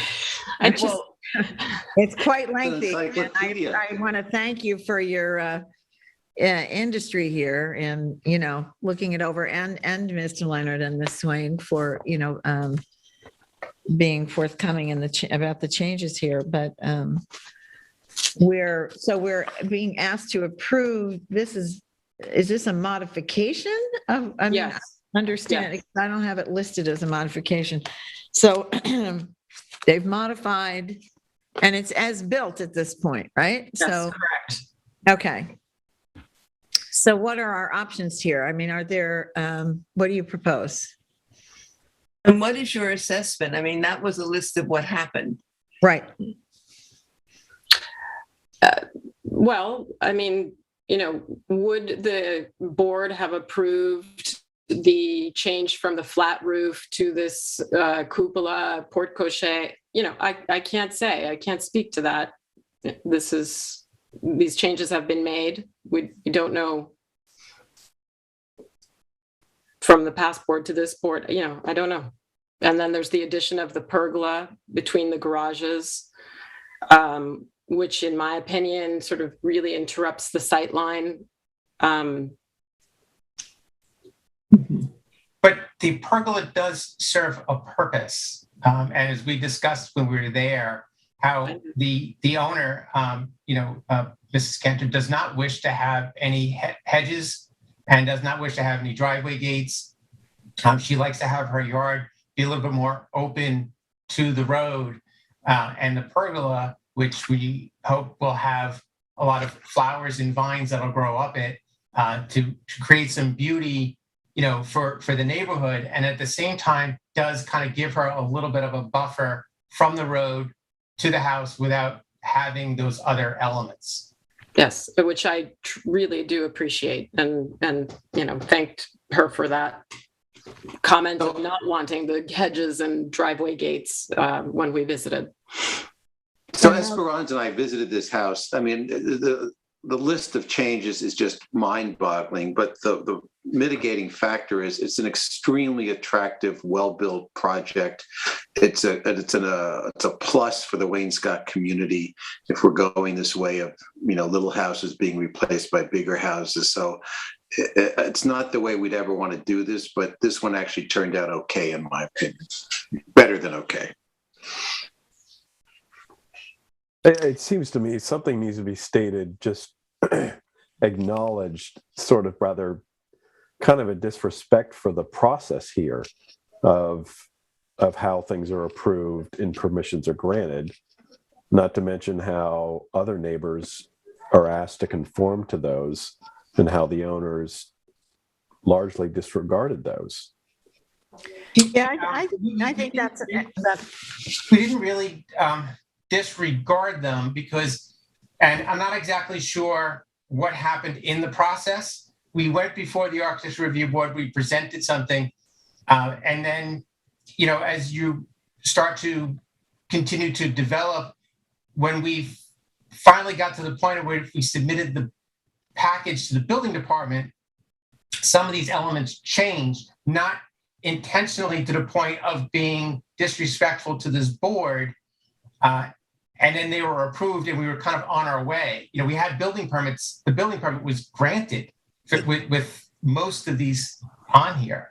And like I said, I wasn't trying to be disrespectful to this board. And in most cases, I do make an effort to come before them, you know, as much as I can. So let me just say no amendments were, sorry, Kathy. No, we understand that. But I think the point that Frank is making is that you know how this process works, and elements were added that were not part of the original approval. And it puts us in a bad position, even if it looks nice, to be able to say, well, you know, everybody else has to follow the rules except this person, you know, except this lot. I mean, I just want to read for your edification, the purpose of the agricultural overlay district is to reasonably control and to the extent possible, prevent the unnecessary loss of those currently open lands within the town containing large and contiguous areas of prime agricultural soils.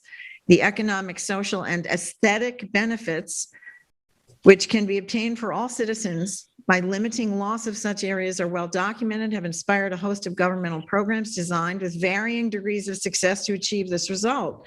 For its part, the town is expending large sums of money to protect existing farm acreage. At the same time, it has an obligation to exercise its authority to reasonably regulate the subdivision and development of this land to further the same purposes while honoring the legitimate interests of farmers and other farmland owners.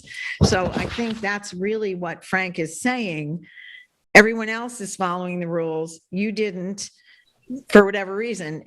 And when I think, and he can speak himself, but when he's saying it was disrespect, we don't mean that you're like disrespecting us. You just went ahead and did things. It's the shoot first, ask questions later approach, which puts us in a difficult position because, as Chip says, this, you know, it's fine. I don't think we would have, for my part, I would not have approved all those buildings because part of the idea is you know, you want to be able to see past some of the buildings. Now, given the trend of massive, huge places, yes, this is definitely a positive. It's definitely a contribution. And toward that, and you know, I'm grateful, but it doesn't accomplish the goals of the ag overlay to ignore those processes and then come back for approval. I would also add that listen. I'll call on you in a moment, Ms. Swain. I just want to let you finish this thought. It's not like we're being asked, listen, everything, once construction starts, there are always some minor changes like, listen, some paint colors that finishes change or something's discontinued, you have to change it, you have to make changes. That's part of construction, that happens. But from what I read of this long list, we're talking about massing, we're talking about roof lines, we're talking about buildings, major building elements here. This is not just like I changed the roof color, this is, I couldn't get the window I wanted. Yeah, I mean, were amendments filed with the building department for I just would like to know for the record, so the ARB approved a design, and then it was presumably that design was submitted to the building department. No, another design was submitted to the building department. Yes, it was. Yeah, so that's the problem. So that's the problem. The two designs didn't conform, and the building department never checked it. Yeah. So for instance, I have the building the building plans that were submitted to the building department, and that cupola over the porte cochere is not on there.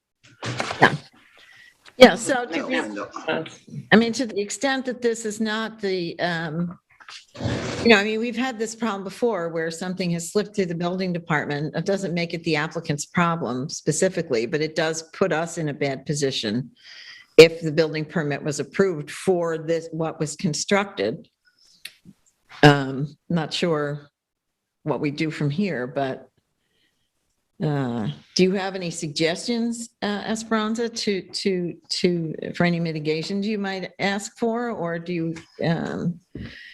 We can't predict the past. We can't imagine what we would have done differently if these plans had been before us specifically as built. So, and there is a cost to having disturbed the land and built these structures to removing them if that were a direction the board felt it might go. In terms of, sorry. Can I go ahead? Go ahead, Frank. I was going to say, in terms of just what we do from here to tonight, I feel like I have not been. I need time to digest this and to review all these changes. This can't be done now. Okay. At least from my vote. Right. Okay. I promised Ms. Swain she could speak. I'm sorry it took me so long to get back to you. It's no problem. I mean, I really appreciate all your time and everything you guys are doing. I said to Chip and Esperanza, being the owner, not being the architect or who was responsible for submitting whatever else, what we truly tried to do was create a perspective from the road that was not an eyesore, that kind of was within the beauty of Wainscot, the traditional Wainscot, not this modern change that's happening. We wanted to incorporate housing for my parents instead of them living in an assisted living facility. We wanted them to have that separate space. So we really tried to come up with an innovative concept that would not be an eyesore from the road. Some of the changes we made, we thought were making it look more like it was a more, I don't know the word I'm looking for, kind of, I don't want to say New England feel. Adding the cupola, we have humpback whales where, Sag Harbor was a whaling community. I just thought it'd be really neat to actually associate with our history. And when I suggested we added a cupola, that was the thought process behind that. It was more about tradition and history, and making the roof lines look less modern and more traditional. So some, the changes that were made with regards to the cupola and the pitch, instead of having a flat walkway with a railing, it just seemed a little too modern, and it didn't work from the street, with the actual traditionalness of the front of the house. So I can't speak to why amendments weren't made, and I can't speak to what other happened, but I will speak to the fact that we really do love Wainscot. We've been here since 2004. We're friends with a lot of locals, and we really want to do what's right for our community. And I'm really, really sorry on behalf of my husband and myself that it just wasn't handled correctly. And I can't apologize enough, but we really did try hard to make it beautiful for our community. Well, I thank you for your comments, and I don't want you to feel like public enemy number one. Stuff like this happens, and now we're in a position, we're going to try to fix this in some way forward. I think though, I'm not sure. I think all of us have, it's a lot to absorb in one meeting to recognize the difference between what was proposed and what's built and what we're now being asked to approve. And perhaps we might do better to just table this for another meeting and just give people a chance to. Kathy? Yes. I mean, I was extremely helpful when Esperanza and I visited the site and sort of toured around with the owner and the architect. I think maybe if, rather than listening to this incredible list of, things that didn't go right, it might just be better if the remaining board members took the same kind of tour and got a sense of it by looking at it. Okay. That's a good suggestion. What do you think, Frank? Yeah, I mean, I just want to let the owner know and the architect know that I'm not really necessarily, I haven't seen it yet, but I'm not really objecting to the architecture per se of what was built. And it kind of, Frank, it all fits together, even though it's this piece and that piece. When you see it, it's and there's other stuff coming down the road on this street that will make this look like child's play. So I mean, in the scheme of things, I don't disagree with that. I just think it needs to be acknowledged that it is, when you build a house in Wainscot, there is a partnership involved, but by its nature of building in an agricultural overlay, that you have to play by the rules. Yeah, I think, I agree with that. And I think the applicant understands that. But it's not the first time the building department has issued a building permit for something that was, that stuff, mistakes happen. We all know this. So now what we just have to do is deal. Frankly, I think you accomplished your goal. And I think it is nice looking. I don't object to that. I do feel a little overwhelmed by the idea of having to approve so many things that weren't part of the original approval. And maybe after a tour, it'll all just seem perfectly reasonable, which, both Chip and Esperanza have had. I don't know, Diane, do you have something you'd like to add? We haven't heard from you. Well, it seems a little, like it was sort of inevitable, but, it has that integrity of a house that looks like it's been there and then got added onto as was needed.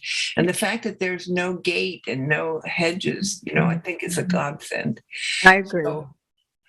So I'm sort of familiar with Beach Lane and even this house, and it just sort of fits in. So it is unfortunate that everything was so irregular, but right. Whenever you want a tour, I'm available. I know Sean will be available. We're here, and again, I can't express our apologies enough. No, that's okay. I don't want you to beat yourself up about this. This stuff happens, and I appreciate that. But I'd like to get a sense from the board of what the next step is. This is new territory for me to some degree too. So I don't know whether we should just table this and folks can go have a tour, or Chip, Esperanza, this was yours, right? Do you have a recommendation for us? No, I feel very strongly that for the board in its entirety to vote on this, I think it's appropriate that, given Frank has expressed his, interest in reviewing this further, to give him, you, even Diane, that opportunity. Is fair, because I've struggled with this, and as you read, the laundry list, there were a substantial amount of changes. I agree 100%.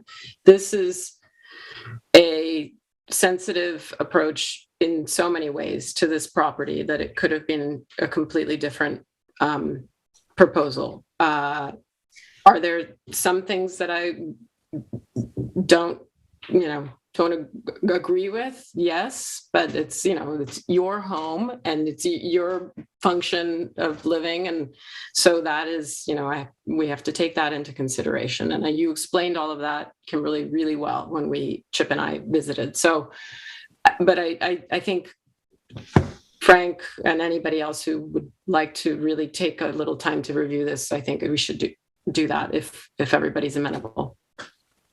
Also, just for the board to understand, when we first came on this application, we were told we were not in the agricultural.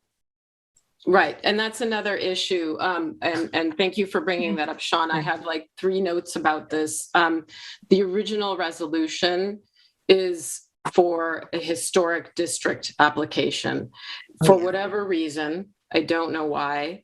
Because Wainscot does not have a historic district officially recognized by the town. But this application was submitted under historic district. I think there was a consideration of, for instance, that there's the Conklin House right at the head of Beach Lane. That is a locally designated historic landmark. I think there was also the consideration of some the house itself that existed on this property prior to this construction. And there were some accessory buildings that were potentially historic or could be considered historic, and that was stated on the resolution from 2018. So all of that said, when we do end up making a motion for this, it should be to include resolution 1 with resolution number 2 in an agricultural overlay district as opposed to a historic district. That it will be a housekeeping item that we have to. All right, so that has to be remedied, but is it adjacent to an ag overlay or is it on? It is within the ag overlay. Okay, so it is an ag overlay. All right, good. That's good to know. Okay, so then I think what we'll do is just table this pending an inspection by, the remaining 3 board members who can reach out and make those arrangements with you. Okay, Ms. Swain? If you let me know, I'd be more than happy to also meet with the board along with. Okay, sure. If you want to come too, that works for me. I will be there to answer any questions. I'd be happy to. All right. Yeah, just coordinate with Sean and he'll do what we need to do to be there with you guys. All right, great. All right, thanks very much. Sorry this was so No, there's thank so you much guys so much. angst over this, but we all care a lot and we thank you for your sensitivity and point of view. You're doing a good job. Thank you There were guys some very mistakes. much. Okay. All right. Onward. Issuance of certificate of occupancy, treescape at East Hampton condo section 211A, care of Robert Timon. Do these people need to be with us for this? No? Okay. Suffolk County Tax Map number 300-118-1-67, 194 Treescape Drive. Chip, this is you. Did we lose Chip?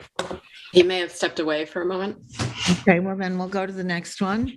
Verizon Wireless at Wainscot Northwest Road, care of Denise Vista, Amato Law Group, Suffolk County Tax Map number 300-180-1-8.5. This is Diane. Yes. Okay. Julie, could you put up this site map that we received most recently, along with the pictures? Will from our department is handling the visuals right now. Will Highland, you'll see in the his box Thank there. you. Okay. Is Miss Vista on? Is that Amato Group? No, we don't have anybody here from there. Okay. Okay. Yeah, it's normally Denise Vista. Yeah, she's not. There's nobody here, No, right? that little small section, no, on the first page. Yeah, this is somehow the most clear. Can you blow that up? I was prepared to show you the location of the site on an aerial photograph. That should give you some extra details too. Okay, that would be that's your great. standard vicinity map that, I'm sure this was probably what you were getting at, that doesn't tell you much or help you much as Right. far as where this is in the town. So just give me 1 second and I'll call up that map. And Denise Vista is connecting. Oh, great. Okay. Thank you. Okay, I'll give you a little background. This application was before us in September of 2019. And I expected it's taken this long to build it. It is a 130-foot tower, 27 feet west of an existing tower, but this one meets up to our emergency standards that was needed by both our town and our police. I didn't actually stand right next to it. I could hardly. It's very difficult to find. It's an address on Wainscot Northwest Road, which becomes an extension of Daniel's Hole. Yeah, Daniel's Hole. Yeah, that's right. Yes, with no sort of rhyme or reason, and it's a very wooded area. It's down a dirt path, and we have pictures of it. We have pictures of the actual towers that were provided by Verizon. I didn't take any pictures because I never got next to it, actually. It seems to be complete now in 2022. I'm not quite sure. There we are. So this is what I mean, there's, the ARB is about what is visible. Well, there's nothing visible. It's even difficult to see it rise above the tree line here in this neighborhood. So it's, I don't know what criteria to apply, actually, but it seems that this is an important element in, the life of our community. Okay, thank you, Diane. Do we normally hear from the applicant on certificate of occupancy applications? No, not really. Okay. No, but just to her question as to what criteria would apply is to consistency with the resolution. Okay, the other thing is the resolution.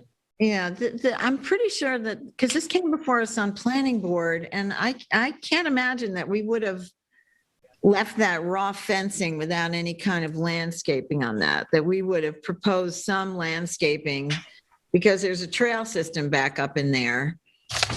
Is that not something that Eric, do you have any recollection of that? Or is that something this board can recommend? Because there is a trail, I don't know where I saw that, that goes past there. And I think it would behoove the applicant if they want to, keep it, it'll help with, keeping people from climbing the fence and getting in there if there's some kind of, I some believe that's the power line trail. Yeah, well, what you see in this aerial photograph, obviously that big red circle is at the center is the tower. What you see to the lower left or, southwest of that circle is the Maidstone Gun Club.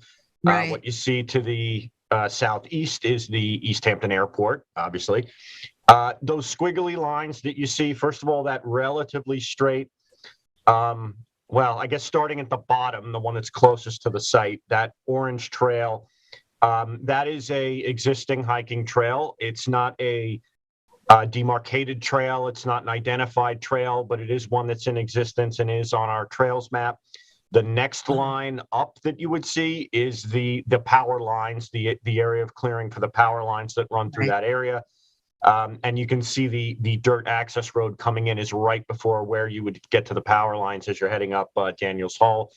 And then that blue and orange line that you see is an identified trail that is on the other side of the power lines, but that is the East Hampton to Sag Harbor Trail. It's a known and maintained trail system. So I can go back and double check and see what the planning board approval had in the way of screening of the fence. Yeah. I don't think that anything was required. Not in the resolution.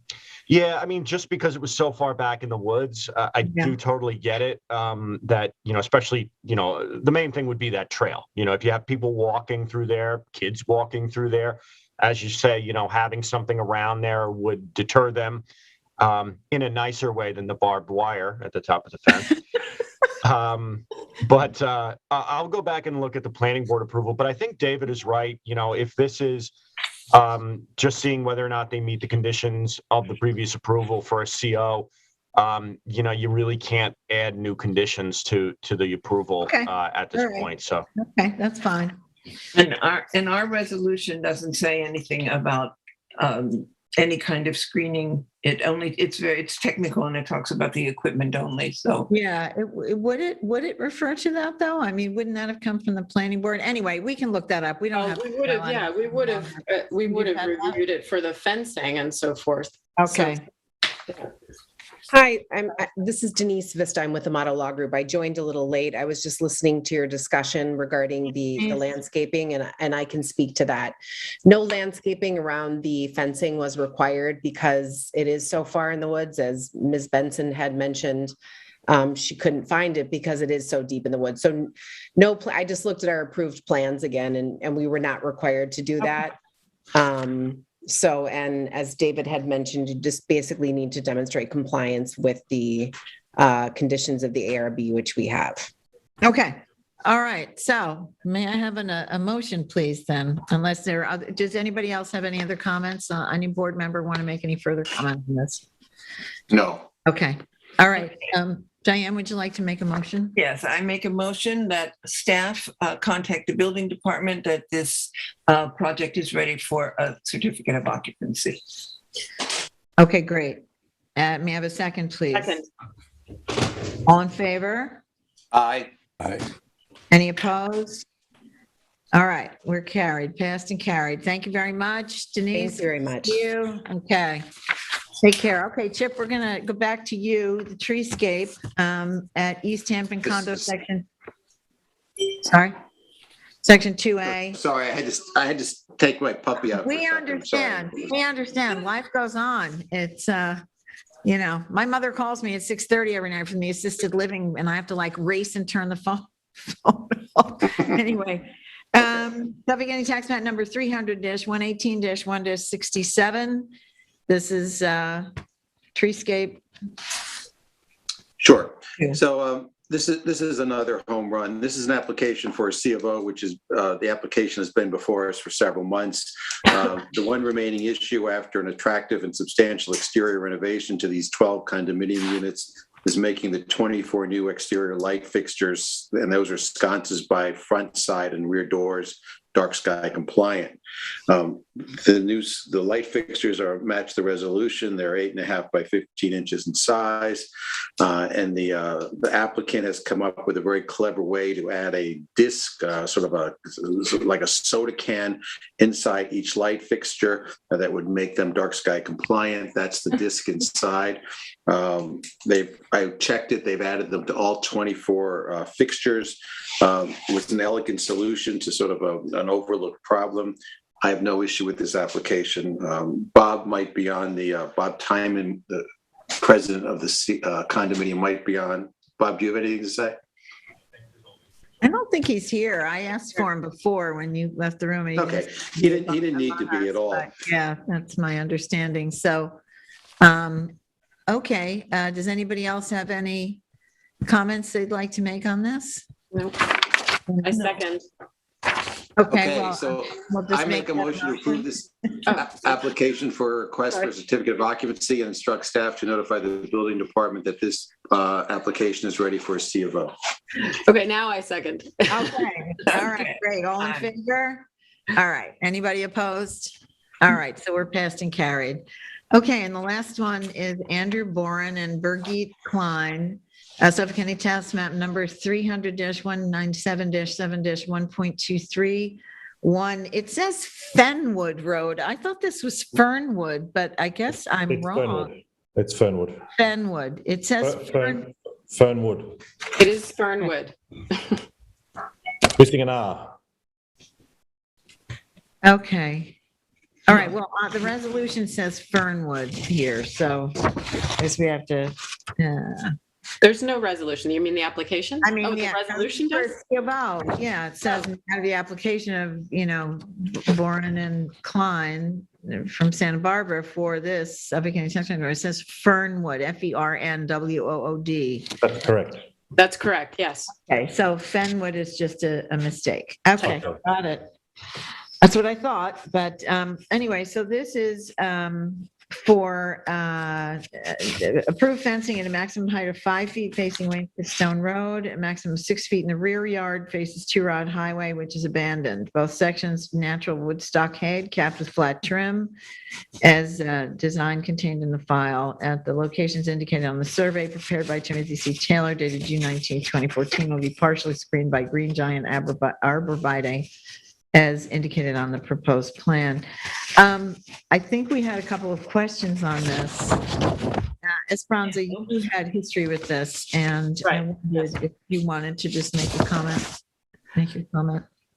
Well, yes, no, I believe that the dimensions that I measure, because I offered for Kathy, this was her application that I having had the history and living very close to this, I went and measured.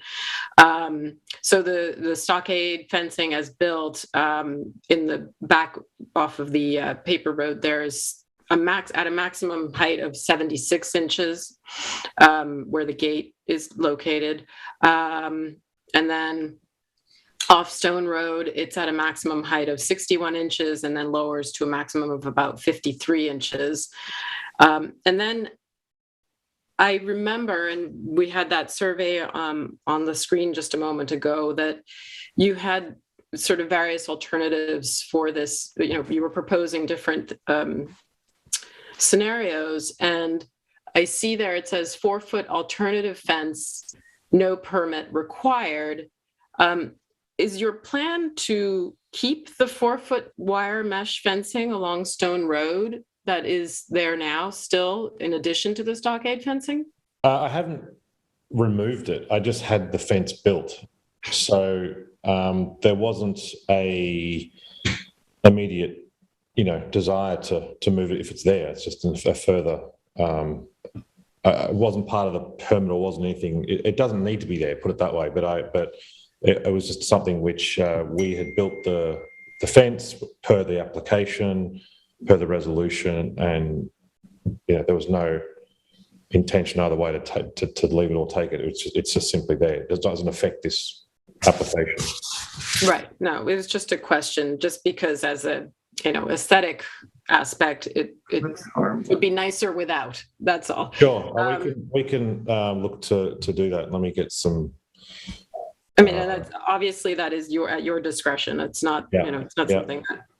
No, I'm conscious of making sure the neighbourhoods, the whole point of this and the board's discretion on giving us the various heights was to make sure we're in compliance with the neighbourhood and looks great and it looks good. And I want this, there's a lot of people that go down that road. So I want to make sure it looks good as well. And then the other question I know that Kathy just read, I remembered that there was a whole plan that you elaborated with the Green Giants, and I presume then that you just haven't been able to get to that. Haven't got to that yet.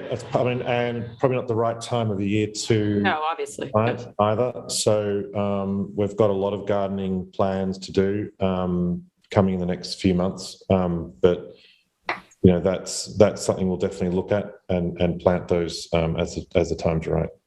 Okay. I'm not sure since I think, Kathy, you were reading off of the resolution. So, so since it's part of the resolution, are we still able to close out the CO despite the fact that the landscaping hasn't been done? That doesn't seem like we can. David, where are you on this? I mean, did you want to bring up the Oliver Osborne post too? Oh, well, that was actually, I brought that up because it was just a question for me. I don't know if you're aware that there's a concrete marker there that it has a little orange ribbon on it. And I'm going to look into this just out of my own curiosity, but there's a marker there, like a mile marker almost, that has inscribed in it Oliver Osborne. And so I just wondered if you were aware of that. And I was not. What does that mean? Okay. All right. Well, I will find out for you.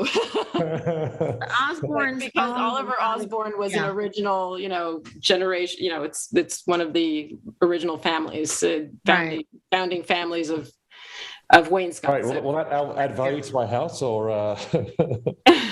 Well, it does to us. I don't know. The other question that I wanted to ask you was regarding the 4-foot, when it goes down to the 4-foot fencing toward the front of your house at the corner of Fernwood and Stone Road, that then you have the stockade, sort of the quote unquote ugly side is facing the public or facing the street. And I don't know if that's, I think that has to be the other way. I think I know why that was done, and I wasn't there when it was built. But I think the reason for that is because that's not soundproofed. So there's no double side to that. Oh, because the other ones are sandwiched, like it's double-sided. Correct.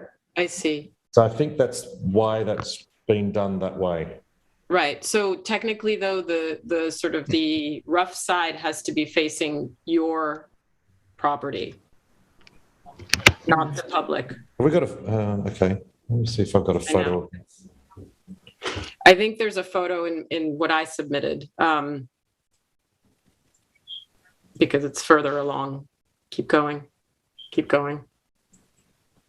There. Right, no, go back one. There. So it's just a short section. Just that short section of the shortest, it's like the 4-foot stockade there. It's just like a patch then, as you go along. And I think you just need to panel in those 4 sections. it's a very small thing, I know, but I think it'll make a big difference. Yeah. Okay. And other than that, Kath, you have any? No, I don't have anything further, but I just don't think, I think that we're in a little bit of a stuck position here because the resolution does detail the arborvitae. I don't know how we can move this along. I think we should probably. This is a bad precedent too. I absolutely agree that, the screening was probably done in consideration of the, approval for 6 feet or however tall that it is. And once the CO gets issued, it's pretty hard to, go do back. anything else. Right. We lose our control over it. Right. Okay. Well, I'm sorry, Mr. Borum, but we don't seem to be in a position to actually instruct the building department to issue a CO for you because the conditions that need to be met are not met yet with respect to that landscaping feature. So once those arborvitae are planted, then you can come back to us and we'll be able to move this along.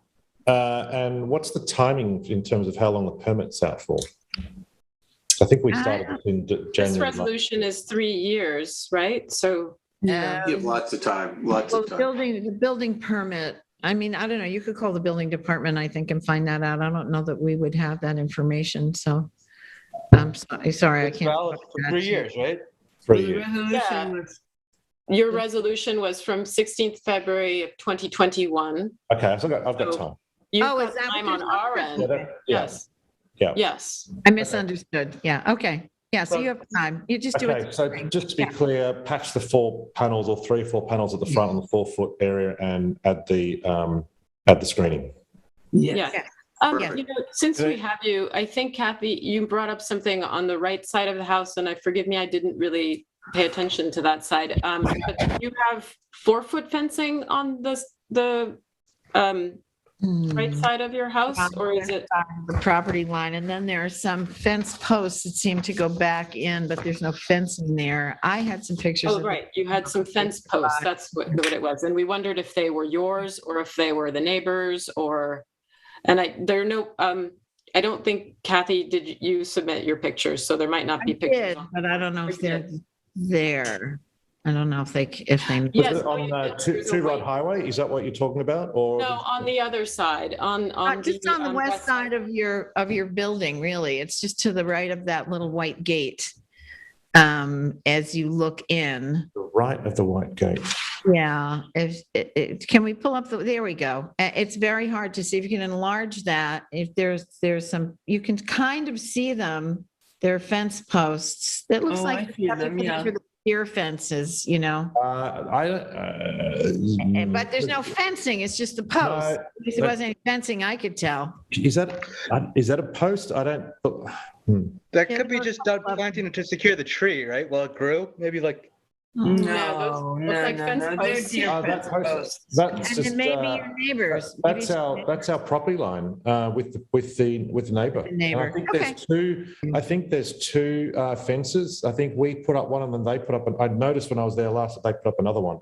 So and I think theirs is slightly higher than ours. So okay, all right. That answers the question. Okay, well, Thank you for coming so soon, but you're going to have to come back. Sorry. Frank, I was trying to be diligent, but I know you've had a long night. It's been what, three hours on here. So Frank has something.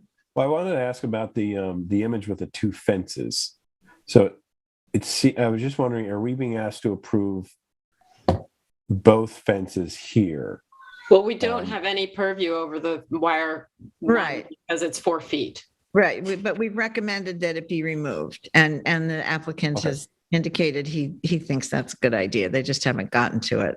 Right, because I think the idea is that this is the section where partly where there will be plantings, or I can't recall. Yeah, I think we're going to have to anyway. If we're going to plant there, it'd be probably a better idea to take that down and. Right. So you have access. Yeah. So we have access. We can get to the plants and irrigate them. And so. Okay. All right. Great. So we'll see you when you see you in the spring. See you in the spring. Yes. Thanks a lot. We appreciate your diligence. All right. Thank you very much. Thank you. Cheers. All right. So I think that's it. Thank you everyone for all your help. Thank this board. I'm so impressed by you all. You work really hard. This is a great group. And thank you to the staff, Julie, Eric, Will, David, Nora, somewhere. And we can make a motion to close. Okay, I second. All right. All in favor? Good night. Aye. All right. Good night. Before 7. Everybody. That's a little bit, yeah. Okay. Good night, everyone.